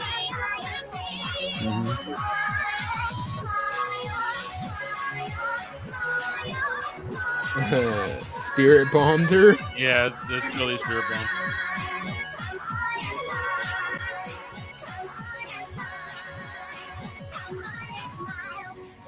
Oh, Okay. The ponies are all dead. Is that it? Let's see if it. Yeah, along with everybody else. Yeah, that's it. Well, I appreciate the destruction of bronies. Something's wrong with you, Ariel. I All don't know right, if they have a name for it, but okay. The next got one is I know it's a Flash Gets Transformers and the secret bonus round. Okay, well, we know what we get with Flash Gets. We know what to expect with that. Let me zoom this out or back in. You know, I saw this this short a little while back because there's people who make like their own Transformers videos and stuff like Flash Gets is doing, and one of them was the most useless Transformer ever. And so, you know, Optimus is like, I transform into a truck, and Bumblebee goes, I transform into this car. And then there was somebody else, I don't remember what, but and there's this one guy's like, I can transform myself out of existence. And they're like, wait, what? Can you pop back in? He's like, nope, it's pretty much a one-time deal. Goddess, if that song gets stuck in my head, y'all ain't gonna hear from me no more. Wait, Ariel, I'm are those myself? is those two separate things? Is Flash Gets Transformers? Is Secret Bonus Round something separate? I think those are separate.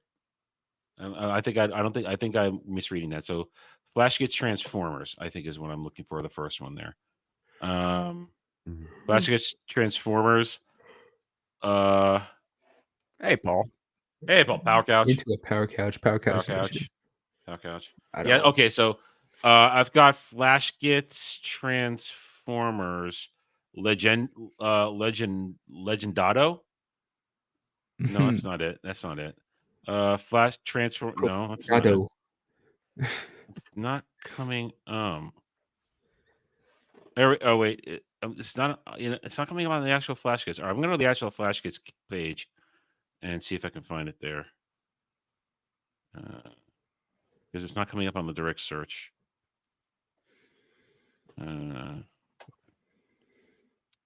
Let's see. Flash Gets. Okay, here we go. Just no, stop. All right. Videos. Let's do a quick search for my Transformers. Oops.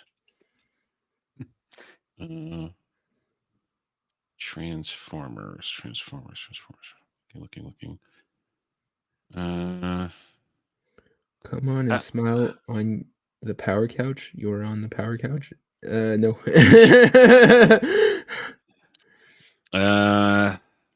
The ones we've seen. How old is it? I don't see it on their page here. I don't see them. I don't see it on their page here. They might have taken it down.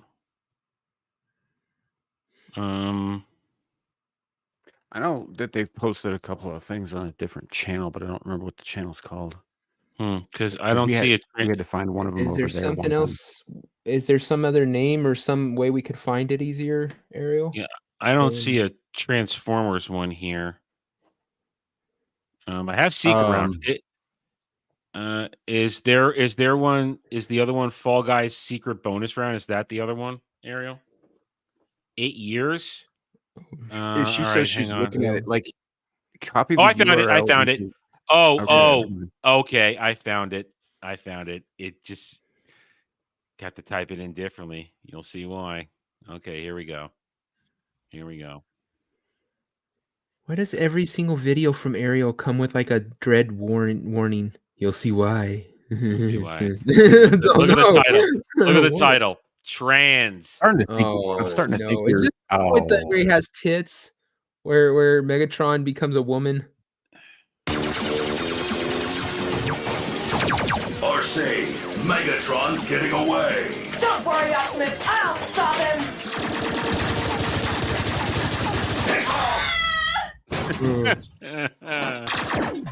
Oh, what the fuck, Megatron? You can't hit a girl. What? Why not? She was shooting me. That wasn't a very feminist thing to do, Megatron. It's 2016, Megatron. Don't you read the internet?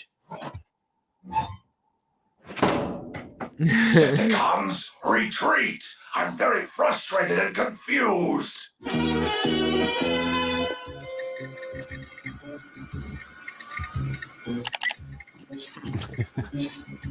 I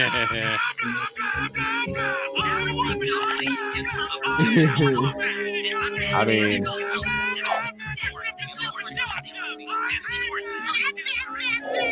it's funny that he's eating Ben and Jerry's of all fucking. Yeah, you know, honestly, soy from Ben and Jerry's is the worst. Well, they were among the first of the major companies out there to start virtue signaling hard fucking core. Oh yeah. Because they were in the inception, they were freaking far left. I think Ben and Jerry are both social they're old bags. They're fucking hippies. Yeah, so they started out with the intent of making a goddamn freaking company that was more about a message than about making good ice cream. Yeah. Prick bags. Still like the chocolate chip. Gentlemen, I've been doing a great deal of research, and I've decided the Decepticons need to become more politically correct. And now, Megatrans, I've also decided that you're all problematic. You're problematic, and you're really Goodbye, fuckboys.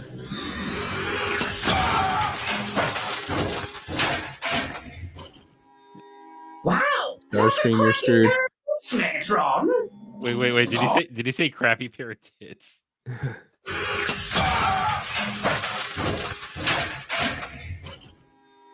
Wow, that's a cracking pair of tits, Megatron. Cracking. Starscream, you've objectified. They're jiggling. They got jiggle physics. Yeah, Physics of metal tits. I know. Objectified for the last time. I mean, for the last time.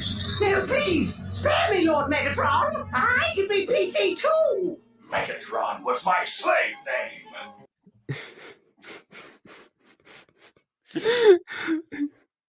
I am Offendertron. Yeah, nobody's calling their slaves Mega anything.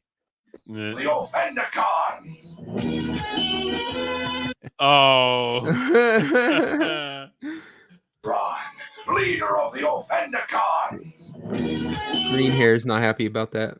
We have to let her know.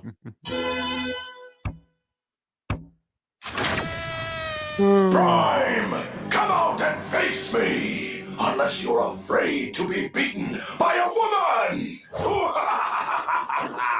Those mouth-watering breasts. Oh, it's so No. gross. No, Optimus, no. Yeah. No.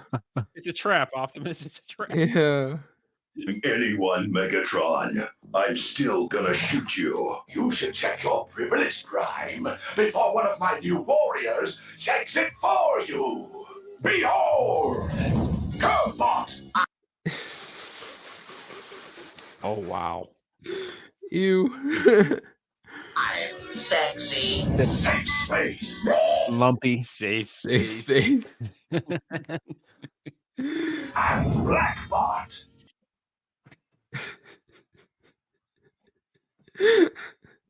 Is that the guy from the fucking Disney board meeting? To get turned into a ginger? No, I don't think so. No. Yeah, I'm just Because this is years before they did that one. So a black guy. I don't really want to be here. Yes, you do. You're a minority. Start acting like it.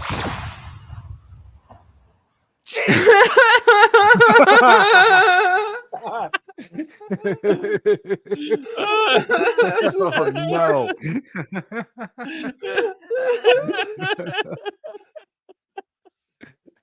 Jesus Christ, Prowl! What? I thought we were starting. We're starting, right? We're starting. Yo, fuck you guys. This is bullshit. I could have stayed home today. Gee, fellas, I don't want to be on the wrong side of history here. Yeah, Grimlock don't want to be a bad person. Oh, what? Everyone wants to be a Decepticon now? Come on, guys. It's just Megatron with tits. Wow. Really, Optimus? Okay. No, that's not what I meant. He's intolerant. Break his legs.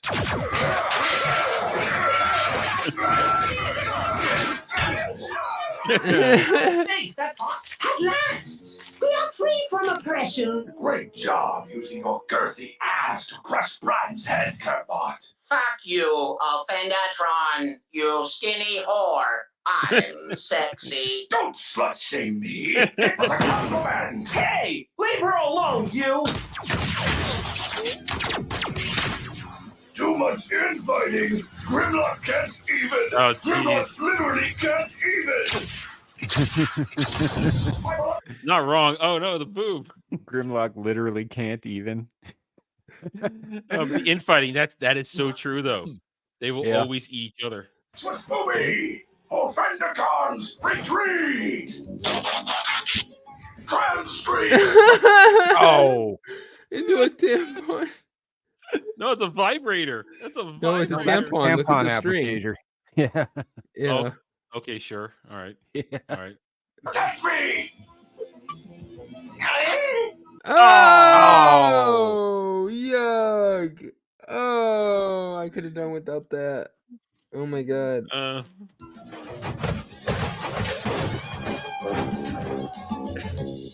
Oh, yeah. Oh, my. Oh, That is no. I'm sexy. So Bumblebee's a chubby chaser.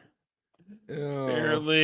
Apparently. All right, so let's go back and I think I saw the secret round one. The Fall Guys one. Is this it? Ariel? I think I saw it down here. Ariel's crimes against humanity. No, just against us. Where was it? I saw Yeah, it. Devil. I don't think you and I Here, is count. it? Is this it, Ariel? What? You know, the humanity thing. Oh yeah, that's very true.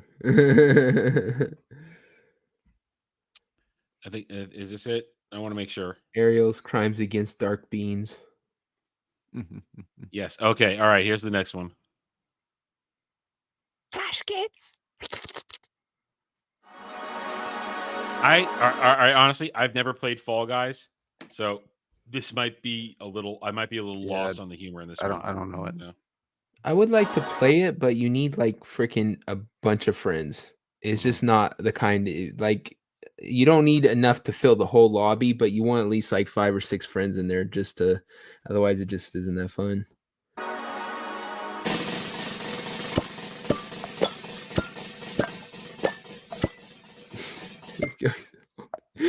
Holding the wall. What? Why are they dying?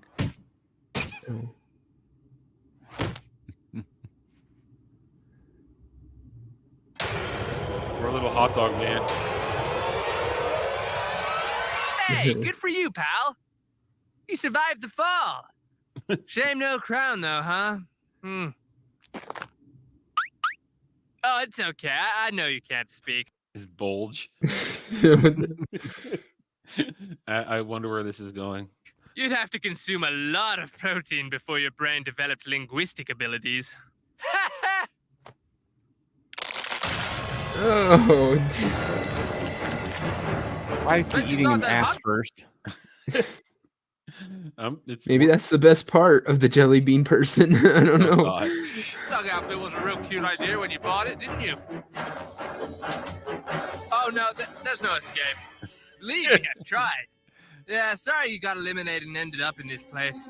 It's not all bad though. There's plenty to eat and rape. What? Well, I mentioned the bulge. I kind of thought I was going to go here. There's plenty to eat and rape.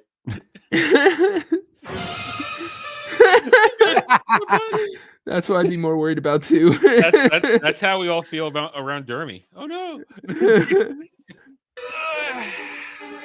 Speaking of which, how do you feel about being raped?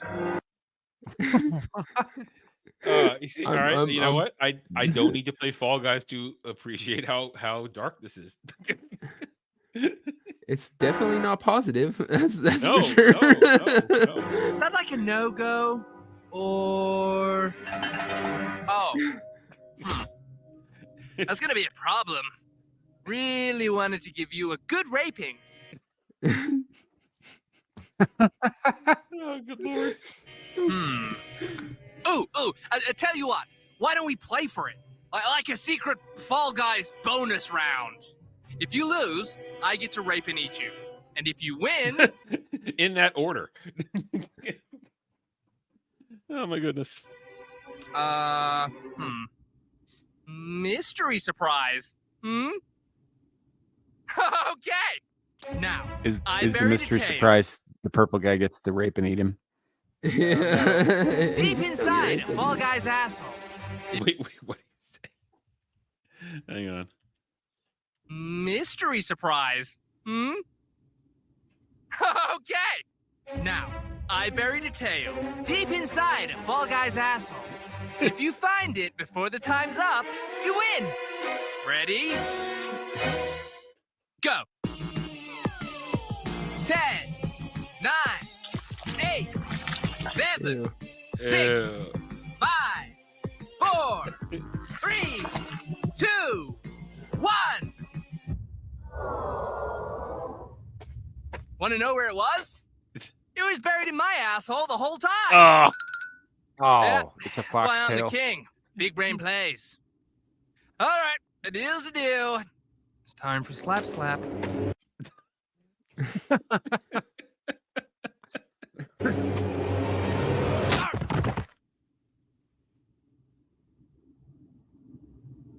Okay, is Hot Dog Man now going to rape and eat him?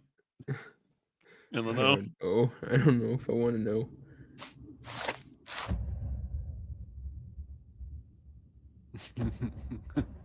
No, he's just going to kill everybody. I am king. Oh no! Oh, it's gonna. There it is. Yes, I called it. That's not right. What is this? I think it's the commercial at the end. Is it? Oh. This is you. You're this child. You love our cartoons. You love. Yes, commercial. Yeah, I called it. He's gonna rape and eat him at the end. All right. Well, thank you, Ariel. As usual, you did not disappoint in both shocking us and making us laugh. We always appreciate you and anybody else. Remember, this Ariel is not the only one who can do it. Anybody can pay to watch us laugh or suffer. You never know. You guys know it's blown up by now. Anyway, where it's a 3-hour mark. So we are gonna run the show. I didn't think we were gonna make it 3 hours tonight. Honestly, I thought we were gonna cap out around 2, maybe 2.5, but no, 3 hours. Here we are. Thank you all. Let's go on the horn. Sarah Wells, and I'm gonna go back and finish that little bit of Dragon Age Origins Awakening so that I can leave off exactly where you guys need me to be later on. All right, so Devil, what's got going on this week? Oh boy. Tomorrow we have Wrong Think. If I can get a couple people, if not, I'll do it myself, just like I was starting to last week. Then next week after that, we are going to have Get Ranked. We'll be returning with Battle Cookie. There's still some stuff I have to work out, but I get a whole week to do it, so hopefully I get it done. Hey. Then do check out very soon here we will have the next episode up of Devil's Angels. We just got it filmed right before this. The Fog. It was actually really good. Had a lot of fun doing it. Hopefully it comes out good when it's made into a video. I got to give that to Bug. And then a week after that, you will have the next episode, because we had to do 2 back-to-back, of Frequency with Shaka Zulu. So that's a good movie. Yeah, I'm really looking forward to that. And then after that, you just Adam's going to be doing With Honors with us. So that's the one after that. And then, of course, this Friday night going into Saturday, check out the pub. I'm not quite Kinzo's going to be one of the guests, but I need to find a couple more. So, yep, check us out there too. And that's it. I like Frequency. Dennis Quaid, Jim Caviezel. It's a good movie. I enjoy it. Great movie. Great movie. Samuel, what's your schedule look this week? Well, I think I should be back on regular schedule this week. I took last Saturday off from SITV because I had to go do barbecue fun stuff with family. And I was given a very tall glass of whiskey and Coke. So, streaming wasn't going to happen that night. And all that. So I should be back on Amira's channel, Exiled Lioness 2, when she goes live. I did miss her show Saturday because I was like I said, drunk and reminiscing, and also eating great food. So we should be back with SITV this week. Also, Abyssal Musings. I think we're actually, like, last week was kind of we sort of took a bit off time off of the whole Monsters Ball thing, but this week we should be doing, I think it's Michael Myers versus Jason Voorhees this week. So be sure to check that out. And also you can find me on BL's Pub when that airs, having some fun there. Last week's episode was a fucking good time. It was a great show. So, it's a good time. Fucking Jeremy. And then, like my tagline here is a holdover from last week's show. I just haven't changed it because it's fucking awesome and correct. And then back here next week for Mellow Mondays. So that's what I got. Excellent. As for me, as I've been talking about, we talked about earlier on the gaming channel, Renaissance Art Arcade, you can catch me playing Dragon Age Origins, and then this week we'll be getting Dragon Age 2. Rest of the week, I'm kind of just floating until Thursday, where I begin my coverage of Rings of Power Season 2. So you can catch my review of episode 1 on Thursday, my review of episode 2 on Friday, and my review of episode 3 on Saturday, leading into the first episode of This is Mordor Country, where myself, Jed, the Hollywood Scholar, and we got a panel for this week. We got a panel. We'll be going over all 3 episodes. It's going to be a lot of pain and suffering. We hope to see you there. It'll be multi-streamed across a couple different channels. And then Thursday, it is the end of the month, which means Anime Odyssey.